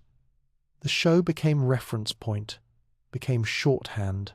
You could communicate complex ideas about pride, transformation, moral compromise simply by invoking Breaking Bad, confident that others would understand the reference. The viewing parties in the final season became almost sporting events in their scale and intensity. People took time off work for the finale. They planned elaborate gatherings. They prepared food and decorations. They treated the final episode as a cultural moment that they needed to witness live, that required presence and attention. When Baby Blue played over the final, images of Walter's death, when the screen cut to black, there was a collective exhale across the world, millions of people processing simultaneously the end of a journey they had taken together. The immediate aftermath was discussion, debate, processing. What did we just see? How do we feel about it? Did it earn its ending? The consensus, emerging quickly, was satisfaction, not happiness, for the ending was dark, but satisfaction that the story had been told completely, honestly, that it had not flinched or compromised, that it had honored its characters and its themes. This consensus itself was remarkable. Endings are difficult, expectations are high, yet Breaking Bad stuck its landing in a way that few shows manage, creating an ending that felt both surprising and inevitable, that delivered closure while maintaining complexity. In the days and weeks after the finale, retrospectives appeared, think pieces and appreciations, attempts to contextualize and understand what Breaking Bad had meant, what it had accomplished. It was recognized as a landmark, as a show that would define its era, that would influence everything that came after. The bar had been raised. Television had proven it could achieve something approaching literary quality, could tackle complex moral themes with sophistication and nuance, could trust audiences to meet it at a high level of engagement. But perhaps the most profound testament to Breaking Bad's impact was simpler, more personal. It was the way people talked about it, the passion in their voices when they recommended it to others, the care they took in describing why it mattered without spoiling crucial moments. It was the way people re-watched it, discovering new details, appreciating craft more deeply. It was the comfort people found in revisiting, in spending time with these flawed, fascinating characters, in this fully realized world that Albuquerque had become. Some viewers developed the strange habit of falling asleep to Breaking Bad, using it literally as comfort despite or perhaps because of its darkness. There was something about its familiarity, its completeness, its quality that made it reassuring even when the content was disturbing. This was the ultimate compliment, perhaps, that a show about a man's descent into evil could become a source of peace, could be trusted to provide the strange comfort that comes from well-told stories, from artistry that achieves its vision completely. The communion of audiences, this gathering of strangers, united by shared experience, by common language, by collective appreciation for something that had been made with care and offered with integrity, this was Breaking Bad's legacy, as much as the show itself. It had created community. It had proven that audiences would meet quality with attention, that people hungry for complexity and artistry would find it and celebrate it and make it part of their lives. And in doing so, it had changed what was possible, had expanded the boundaries of what television could be, could mean, could accomplish. The audience had received the gift of this story, and in their reception, in their engagement, in their devotion, they had given a gift back, the validation that the work mattered, that it had found its home, that it would endure. There are places in the world that become sacred not through religious designation, but through association with stories that matter. Jerusalem, Mecca, Canterbury, these are pilgrimage sites sanctified by faith. But humans also create secular pilgrimages to places where important stories unfolded, where history was made or art was created. Graceland, the Dakota, Abbey Road. These locations become destinations because they housed or witnessed something that transcended their physical reality, something that entered collective consciousness and remains there. Albuquerque, New Mexico, became such a place because of Breaking Bad. The city transformed into a destination, its streets and structures elevated from ordinary geography into sacred text that fans could walk through, touch, experience. Consider what happened to the Padilla family's home on Piermont Drive in northeast Albuquerque. It was an ordinary house in a quiet suburban neighborhood, notable only for being unremarkable exactly why it had been selected as Walter White's residence. The Padillas had lived there for years before Breaking Bad, raising their family in 3 bedrooms and 2 bathrooms, their home distinguished by nothing except its normalcy. This normalcy was precisely what the location scouts had sought. Walter White's house needed to embody middle-class American suburban life, the kind of house that exists in thousands across the country, the kind of place where tragedy could unfold behind closed doors while neighbors remained oblivious. But fiction has the power to remake reality. Once Breaking Bad aired, once millions watched Walter White navigate his driveway and stand in that yard and inhabit that space, the house ceased to be merely the Padillas' home. It became Walter White's house, a destination, a shrine. Fans began appearing, first in small numbers, then in streams. They stood on the sidewalk taking photographs. They posed in front of the house. They trespassed onto the lawn for better angles. And some, in homage to one of the show's most memorable scenes, where Walter in frustration throws a pizza that lands intact on the roof, began throwing pizzas. Imagine being the Padilla family. You have allowed your home to be used for filming, accepted some disruption to your normal life, perhaps enjoyed the novelty of seeing your house on television, but you did not anticipate that your private residence would become public landmark, that strangers would feel entitled to stand on your property, that you would need to clean tomato sauce and cheese from your roof and driveway. The Padillas eventually erected a wrought iron fence, a barrier between their private life and the public fascination with a fictional character who never actually lived there. But the fence could not erase the transformation that had occurred. The house had become both real and imaginary, simultaneously a family's home and a cultural monument. The phenomenon spread across Albuquerque. Jesse Pinkman's house in the Northeast Heights became another destination. The car wash on Menal Boulevard, where Walter and Skylar laundered money, attracted visitors who wanted to see the actual location, to stand where these fictional events had unfolded. Tuco's hideout, the junkyard where countless crucial scenes occurred, the doghouse drive-in where Walter and Jesse conducted business. Each location acquired significance beyond its practical function, became part of the Breaking Bad map that fans could trace through the city. Los Pollos Hermanos presented a unique case. The restaurant was fictional, but it was filmed at Twister's, an actual New Mexico fast food chain. After Breaking Bad ended, Twister's embraced its fictional identity. They sold Breaking Bad merchandise. They welcomed fans who came specifically because of the show's association. Some locations even temporarily rebranded as Los Pollos Hermanos for special events, creating a strange collapse between fiction and reality, where you could order actual chicken at a fictional restaurant that was also an actual restaurant. This postmodern complexity seemed appropriate for a show that had always blurred lines between sympathy and horror, between protagonist and antagonist, between entertainment and moral interrogation. The economic impact on Albuquerque was substantial and unexpected.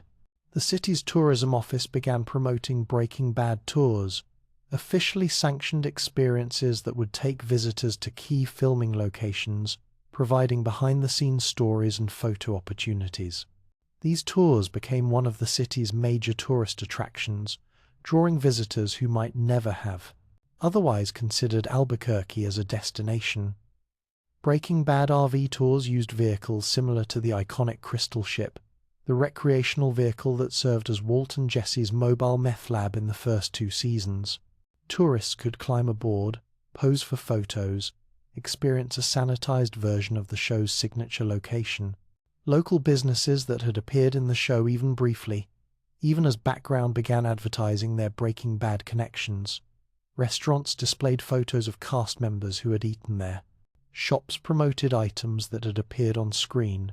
The Java Joe's coffee shop, the Grove Cafe, the Standard Diner. These establishments found new revenue streams in their fictional associations. Some businesses that had no actual connection to the show nonetheless attempted to capitalize on Breaking Bad tourism, creating their own tenuous associations through themed menus or decor. The candy store Candy Lady became legendary for producing the blue rock candy that served as stage meth throughout Breaking Bad's run. After the show's success, tourists flooded the small shop in Old Town, purchasing bags of blue candy as souvenirs, as proof they had made the pilgrimage, as edible memorabilia of their favorite show about methamphetamine production. The owner, Debbie Ball, found herself running a business that was half traditional candy shop, half Breaking Bad gift shop, with visitors from around the world arriving to purchase what had been a minor specialty product but had become her signature offering. The Greater Albuquerque Chamber of Commerce estimated that Breaking Bad's economic impact on the city totaled in the tens of millions of dollars, accounting for tourism, employment during filming, local business supported by cast and crew, and the ongoing revenue from Breaking Bad-related tourism after the show ended. These numbers attempted to quantify something that was not purely economic, the way a city's identity had been reshaped, the way Albuquerque had become internationally recognized, not just as a southwestern American city, but as Breaking Bad City, as the place where this story had unfolded. For New Mexico more broadly, Breaking Bad demonstrated the potential of the state's film incentive program.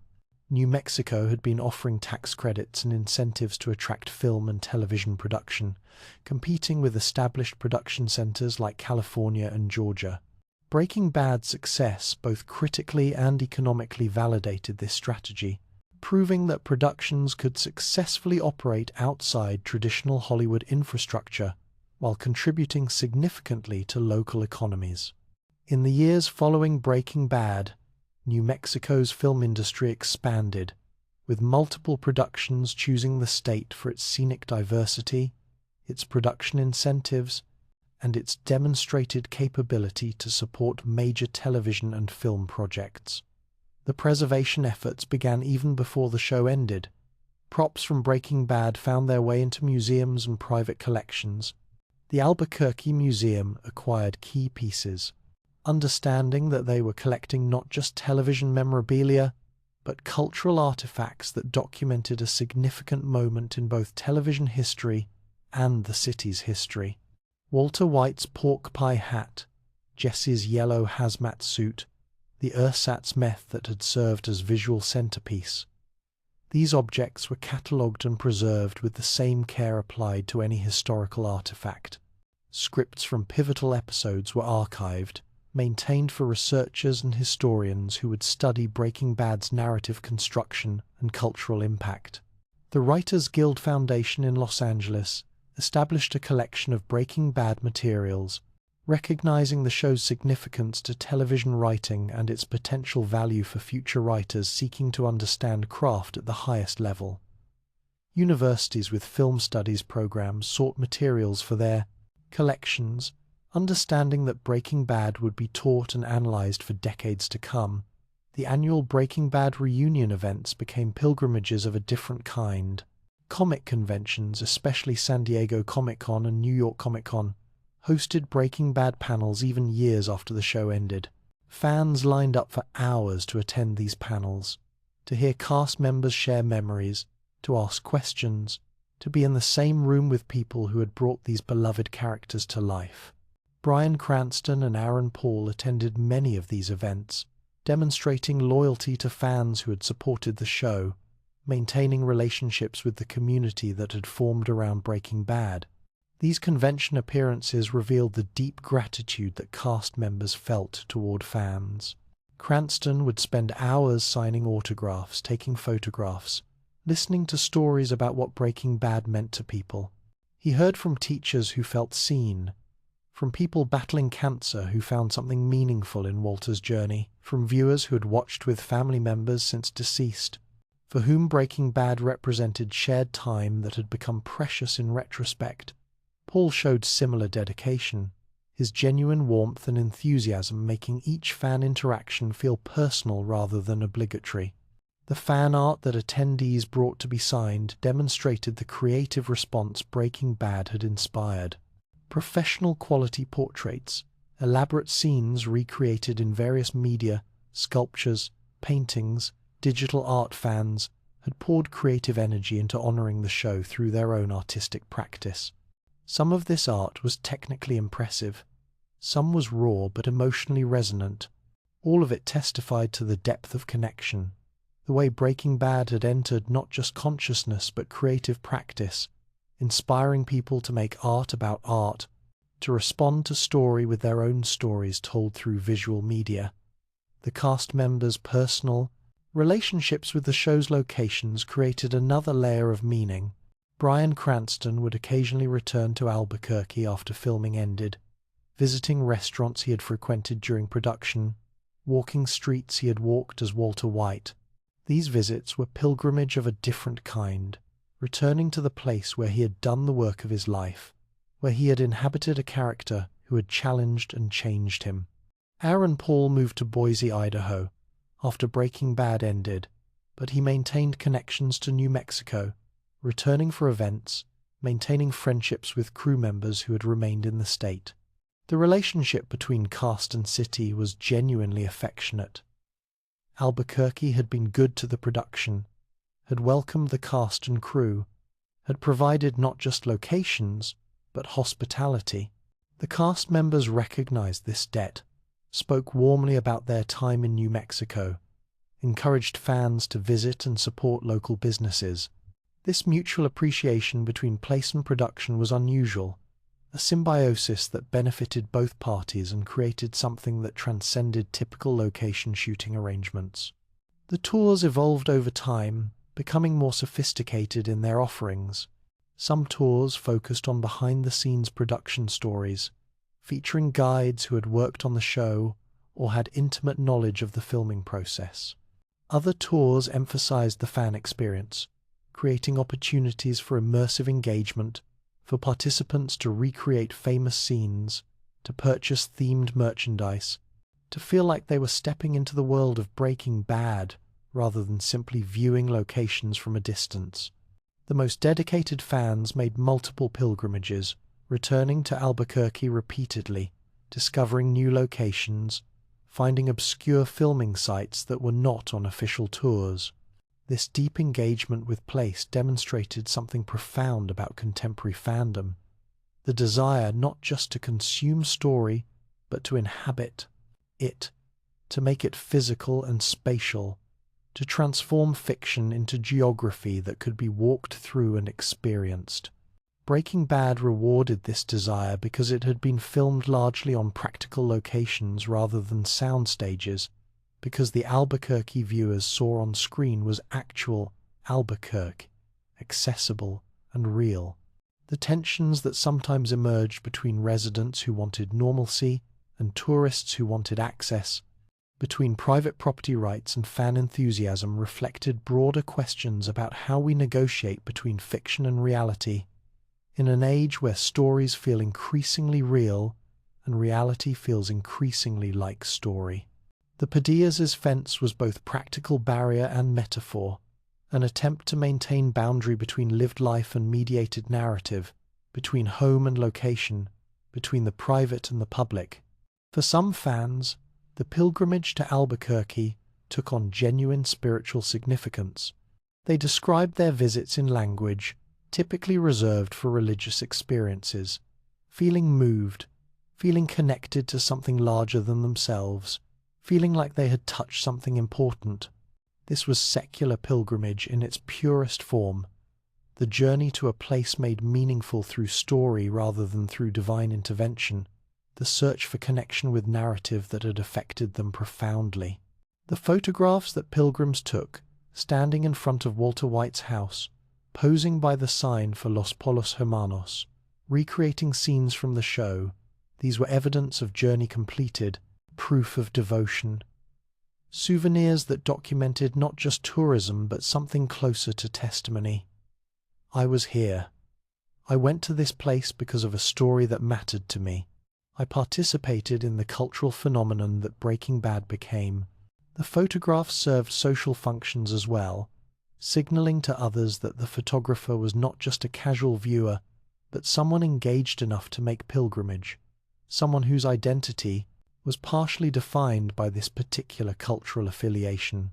The economics of pilgrimage sustained industries beyond tourism, merchandise production, memorabilia sales, authorized and unauthorized Breaking Bad products that tourists purchased as tangible connections to the show.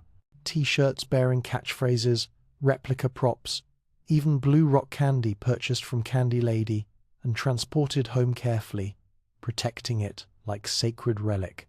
The desire to possess something physical, something that could be touched and held, something that proved the pilgrimage had occurred and that kept the connection alive. This desire drove commerce that enriched Albuquerque's economy while satisfying fans' need for material connection to narrative experience. The city itself began to understand its identity as partially defined by Breaking Bad. Tourism materials prominently featured the show. The mayor and city officials referenced it in promotion and public appearances. Albuquerque had been known previously primarily to Americans, often as the city you change planes in on the way to somewhere else.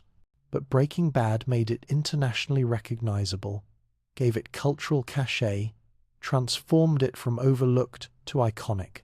The city embraced this transformation, understanding that being Breaking Bad city was valuable brand, was economic engine, was source of pride, and yet there remained complexity in this transformation. Not all Albuquerque residents were pleased about their city's association with methamphetamine production, even fictional methamphetamine production. Some felt the show's portrayal of the city emphasized poverty and crime, overlooked Albuquerque's many positive qualities, its rich Hispanic culture, its art scene, its natural beauty, its legitimate businesses and law-abiding citizens. The tension between grateful acceptance of tourism dollars and discomfort with the show's dark themes created ongoing community conversations about identity, about how places want to be known, about the price and benefit of fame achieved through association with fictional criminality. The pilgrimage sites will endure for decades. The houses, the restaurants, the stretches of desert where the RV once rolled, these places are now permanently marked by their fictional associations. Future generations will make these journeys, will stand where other pilgrims stood, will photograph themselves in locations that generations before them photographed, creating a palimpsest of visitation, layer upon layer of fans marking their presence, their devotion, their connection to a story about a chemistry teacher who became a king and paid the ultimate price.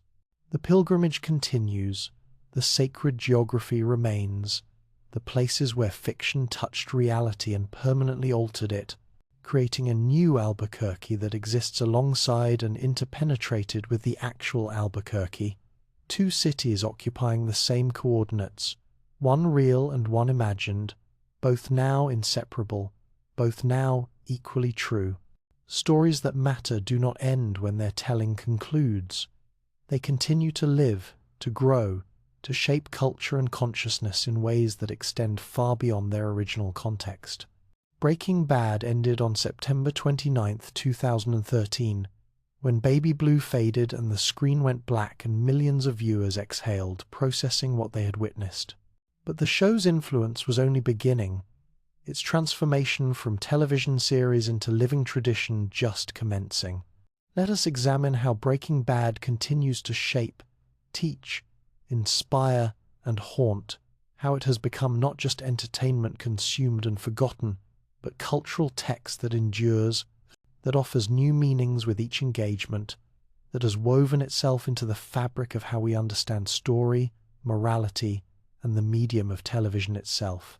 In film schools across the world, Breaking Bad became required viewing, essential text for understanding television's evolution from mere entertainment to art form capable of novelistic complexity. Professors dissected its structure, its 5-act season arcs, its patient character development, its willingness to sit with discomfort rather than rushing toward resolution. Students analyzed the famous cold opens, those pre-credit sequences that established mood, foreshadowed future events, or provided crucial backstory. The opening of Season 2's premiere, 7:37, with its mysterious black and white flash forward to the pink teddy bear floating in the pool, became case study in how to build season-long tension, how to create visual mystery that rewards attentive viewing. The structure of Ozymandias, widely considered the show's finest episode, is taught as example of perfect television writing. How it builds inexorably toward Hank's death, how it strips away every element of Walter's constructed life, how it uses phone call, dialogue and desert violence and family dissolution to create hour that feels both agonizingly slow and shockingly fast, that leaves viewers emotionally devastated yet artistically satisfied. Film students study the script, noting how dialogue serves multiple purposes, simultaneously, how Walter's phone call to Skyler, seemingly cruel, is actually his final attempt to protect her by making himself appear to be the sole villain, absolving her of complicity in eyes of law enforcement listening to the call. But Breaking Bad's educational influence extends beyond film schools. In chemistry classrooms, teachers use clips from the show to engage students, to demonstrate that chemistry is not just abstract formulas, but real processes with real applications, however illegal those applications might be. The scientific accuracy that Donna Nelson ensured means that Breaking Bad can be used to illustrate actual chemical principles, acid-base reactions, crystallization processes, the importance of purity and precision. Teachers report that students who might have found chemistry intimidating or boring become engaged when shown how Walter White uses chemistry, how knowledge becomes power, how understanding molecular structures and reaction mechanisms provides capability that others lack. Of course, these lessons come with ethical discussions. Teachers must navigate carefully, using Breaking Bad to teach chemistry, while also teaching about the show's ultimate message that Walter's chemical genius without moral foundation leads to destruction, that knowledge without wisdom is dangerous, that capability without character produces catastrophe. The show becomes springboard for discussions that are as much about ethics as about science, conversations about responsibility, about how we use knowledge, about the difference between intelligence and wisdom. In ethics courses at universities, Breaking Bad provides rich material for philosophical inquiry. Walter White's transformation offers concrete illustration of abstract concepts. The slippery slope fallacy made literal, consequentialist versus deontological ethics embodied in character choices, the banality of evil demonstrated through suburban setting. Philosophy professors use Breaking Bad to discuss Nietzsche's concept of the will to power, Aristotle's virtue ethics, utilitarian calculations of harm and benefit, the show's refusal to provide easy answers, its insistence that morality is complex and choices have cascading consequences, makes it ideal for classroom discussion, where the goal is not to reach consensus, but to grapple seriously with difficult questions. Students debate Walter's first choice to cook meth, to pay for cancer treatment. Is this justified? American students must confront their healthcare system's failures, the fact that in most developed nations, Walter's premise would be impossible because cancer treatment would be covered by universal healthcare. International students examine American exceptionalism and its costs, the way individualism and free market ideology create situations where good people feel forced into criminal activity. These discussions become not just about a fictional character, but about real systemic issues, about policy and justice, and what society owes its members. The discussions about gender are equally rich. Skylar White's reception by audiences becomes case study in misogyny, in how women who assert agency and refuse to enable male protagonists are punished by viewers in ways that male characters never are. Students examine their own responses to Skylar, interrogating why they might have found her frustrating, considering whether their judgment of her was harsher than their judgment of Walter, whose actual crimes far exceeded her reasonable objections. These conversations are uncomfortable, revelatory, essential. The language that Breaking Bad contributed to culture has proven remarkably durable. "I am the one who knocks" remains shorthand for asserting dominance, for revealing hidden capability. Yeah, science celebrates intellectual achievement with enthusiasm that the phrase "scientifically accurate" could never muster. "Tread lightly" conveys threat with elegant economy. These phrases have transcended their original contexts, entered general usage, and become part of how people communicate.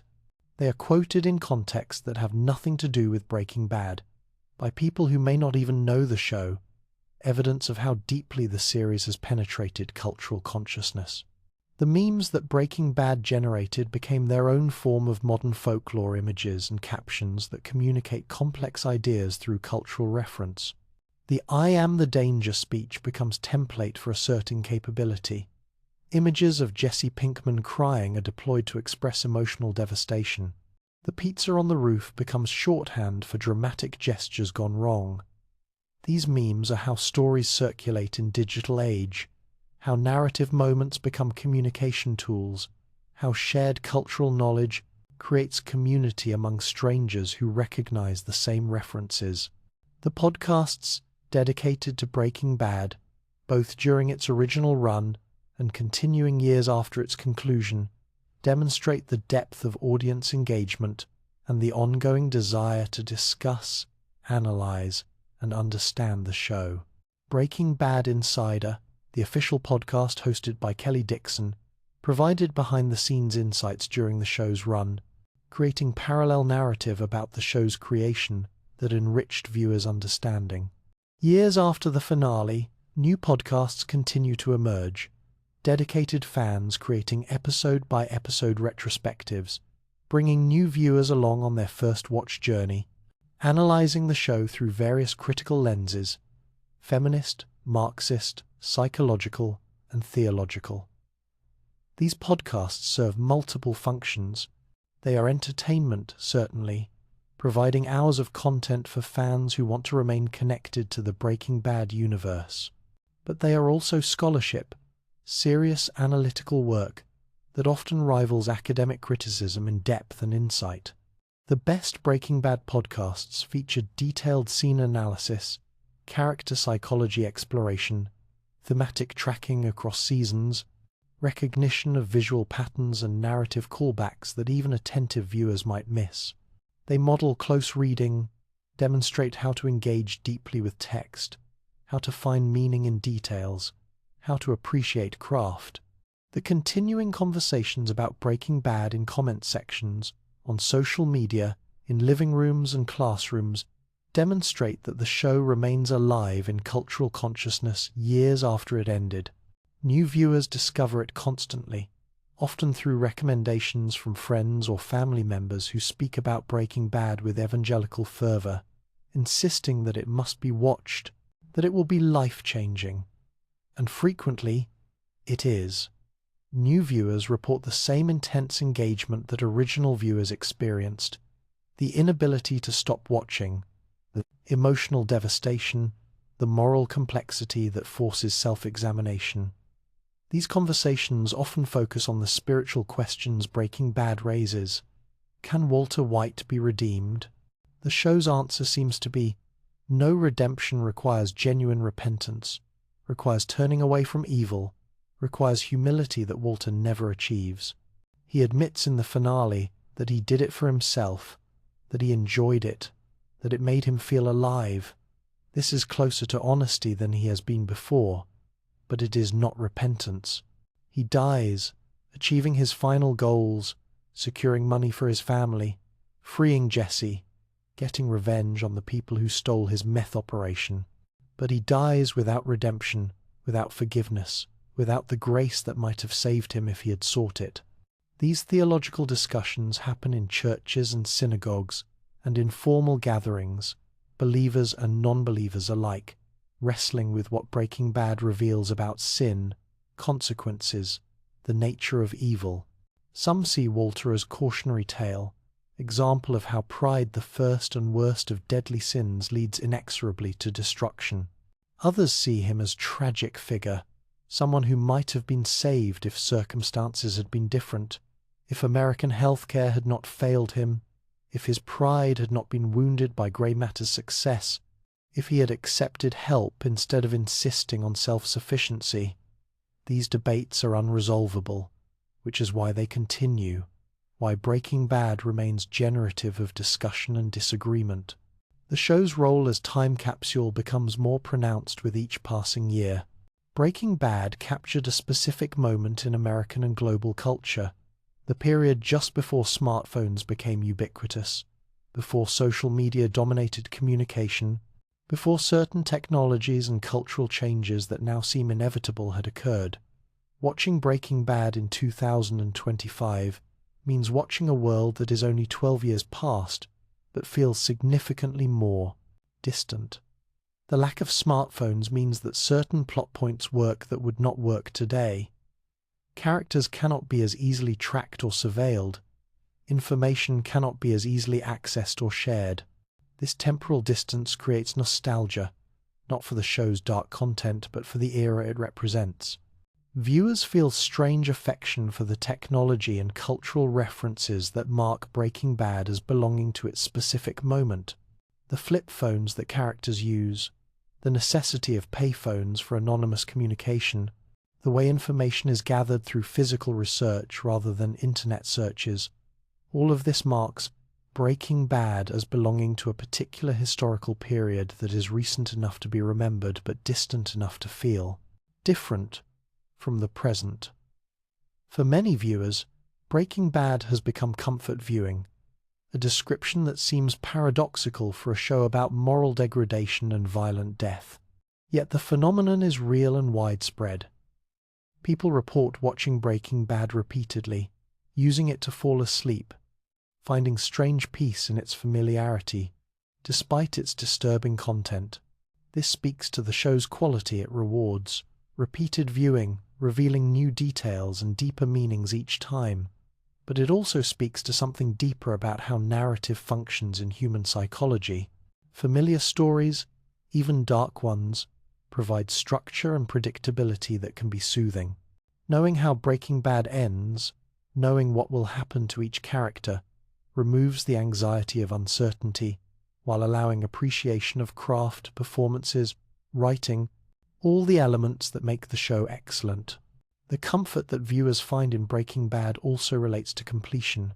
This is a story that was told from beginning to end, without cancellation or compromise, that achieved its vision fully. In an era of endless sequels and reboots and franchises that extend indefinitely, there is something deeply satisfying about a story that begins, develops, and concludes, that respects its own narrative logic enough to end when the story is complete. Breaking Bad gives viewers the gift of closure, of narrative that knows when to stop, that trusts its ending enough to reach it and then cease.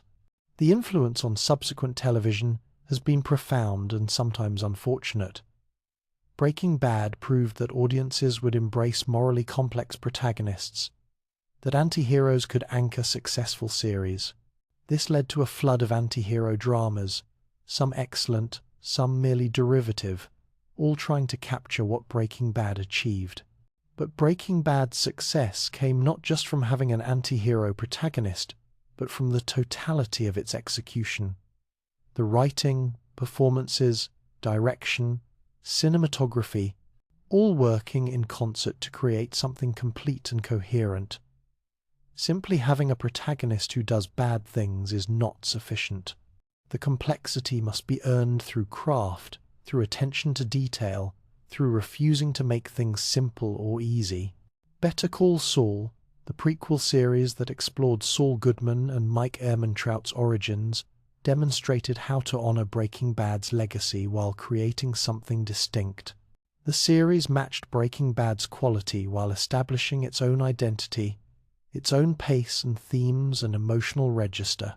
Better Call Saul proved that the Breaking Bad universe could sustain additional storytelling, that the world Gilligan and his collaborators created was rich enough to support multiple narratives. The relationship between the two shows created interesting intertextuality, each enriching the other, creating a larger narrative tapestry that devoted viewers could trace across 13 seasons and one film. El Camino, the film that concluded Jesse Pinkman's story, provided closure that some viewers needed and others felt was unnecessary. The film demonstrated Breaking Bad's continued cultural relevance. Netflix released it globally and simultaneously. It trended worldwide on social media. Millions watched within hours of release. For a film about a supporting character from a show that had ended 6 years prior, this level of engagement was remarkable, testament to the enduring connection audiences felt to these characters and this world. The economic legacy extends beyond Albuquerque tourism. Breaking Bad demonstrated the value of prestige television, the way quality programming could become cultural events that transcended traditional ratings metrics. AMC transformed from a minor cable network, known primarily for old movies, into a destination for prestige drama, a transformation driven largely by Breaking Bad's critical and cultural success. The show proved that cable networks could compete with premium networks like HBO, that basic cable could produce content that critics and audiences took seriously. For actors, Breaking Bad provided career transformations. Bryan Cranston went from successful character actor and sitcom star to dramatic heavyweight, winning 4 Emmy Awards for his performance, opening doors to film roles and directing opportunities that might never have been available without Breaking Bad. Aaron Paul's career was similarly transformed, though in different ways he became associated so strongly with Jesse Pinkman that subsequent roles required working against type, proving he could be someone other than Jesse. But this is the challenge that comes with iconic performance. You are forever linked with the character that broke through, that achieved cultural permanence. The crew members who relocated to Albuquerque, who put down roots and built lives there, many remain. The creative colony that formed during Breaking Bad's production outlasted the show itself. These cinematographers and prop masters and costume designers and location scouts found that New Mexico offered quality of life, community, ongoing work as the state's film industry expanded. They became part of Albuquerque's fabric, contributing to its arts community, mentoring new generations of filmmakers, carrying forward the standards of excellence that Breaking Bad had established.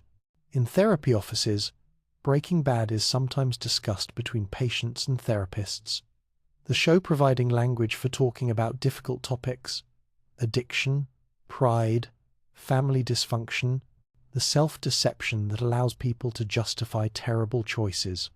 Therapists report that clients will reference Walter White or Jesse Pinkman when trying to explain their own experiences, using these fictional characters as shorthand for complex psychological states. The show has become part of therapeutic vocabulary, one more tool for helping people understand themselves and their choices. Support groups for people in recovery from addiction report that Jesse Pinkman's portrayal resonates with members, that his struggles feel authentic in ways that many media portrayals of addiction do not. The show refuses to romanticize drug use, shows its devastating effects while maintaining compassion for people trapped in addiction. Jesse is not defined solely by his drug use. He is creative, loyal, capable of change and growth. But his addiction is real and damaging, and the show never lets viewers forget this. For people working to maintain sobriety, Jesse's journey offers both cautionary tale and strange hope.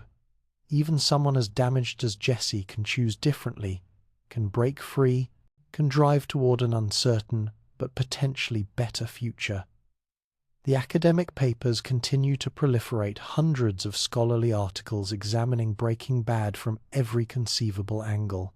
Gender studies scholars write about Skyler and Marie and the show's complex portrayal of wives and women. Film scholars analyze its cinematography and visual storytelling. Cultural critics examine its place in television history and its reflection of American anxieties. Philosophers write about its moral dimensions. Chemists verify its scientific accuracy or note its philosopher deliberate errors. The academic industry that has grown around Breaking Bad demonstrates its cultural importance, its richness as text, its capacity to support serious scholarly inquiry. Future television historians will mark Breaking Bad as pivotal, as the show that demonstrated television's potential to achieve artistic legitimacy, that proved audiences would meet quality with attention and devotion. It arrived at the right moment, when television was transitioning from broadcast dominance to cable and streaming fragmentation, when technological changes allowed new ways of viewing and discussing, when cultural appetite existed for complex, challenging narratives that refused to condescend or simplify. Breaking Bad did not create these conditions but capitalized on them perfectly, becoming the right show at the right time in the right medium. And still, people discover it. Young viewers who were children when Breaking Bad originally aired are now old enough to appreciate its complexity, are finding it on streaming services and falling into the same obsessive viewing patterns that previous generations experienced. Parents introduce it to their now adult children, creating intergenerational shared experience. The show's availability on streaming platforms means it has not faded into obscurity, but remains accessible, discoverable, present. As long as it remains available, new viewers will find it, will be transformed by it, will join the ongoing conversation about what it means and why it matters. The living tradition continues, growing, evolving, adapting to new contexts and new viewers while remaining essentially itself a story about a man who broke bad, who chose pride over love, capability over character, legacy over life, and paid the ultimate price. A story told with such craft and care that it transcended entertainment to become art, became teaching tool and cultural reference point, became text that scholars study and fans revisit, became myth that illuminates truths about human nature that remain constant even as culture changes around them. Breaking Bad lives because it was made with integrity, because every element was crafted with care, because the people who created it understood that they were making something that could matter, that could endure, that could join the pantheon of stories that humans return to, because these stories help us understand ourselves. It lives because audiences continue to find meaning in it, continue to discuss and debate and disagree about what it reveals and what it means. It lives because it was true in the ways that great art is true, not literally accurate, but essentially honest about human capacity for self-deception, for rationalization, for convincing ourselves that wrong choices are justified, that evil acts serve good purposes, that we are heroes of our own stories even when we have become villains. The tradition continues. The conversations persist, the pilgrimages proceed, the analysis deepens. The show that began as one man's vision, that became collaborative creation of hundreds of dedicated artists and craftspeople, that found its home in the high desert of New Mexico and in the hearts of millions of viewers, this show endures, will endure, has earned its place in the permanent archive of human storytelling, Breaking Bad lives. And as long as humans tell and share and return to stories that illuminate our deepest truths, it will continue to live, teaching new generations, inspiring new artists, challenging new viewers to look closely at choices and consequences, at pride and its price, at the terrible transformation that can occur when good people convince themselves that evil means serve noble ends. The story is complete. The tradition continues. The high desert sun still shines on Albuquerque, on the actual streets where fictional events unfolded, on the pilgrimage sites where devoted fans still gather, on the places that will forever be associated with it. Walter White and Jesse Pinkman, and all the others who inhabited this world that was created with such care and offered with such integrity. The story is finished. The story never ends. This is what living traditions do. They complete themselves while remaining eternally present, eternally relevant, eternally alive in the minds and hearts and conversations of people who recognize in them something true, something important, something worth preserving and passing forward to those who come after. Breaking Bad achieved this. Breaking Bad remains, and that, finally, is what matters most.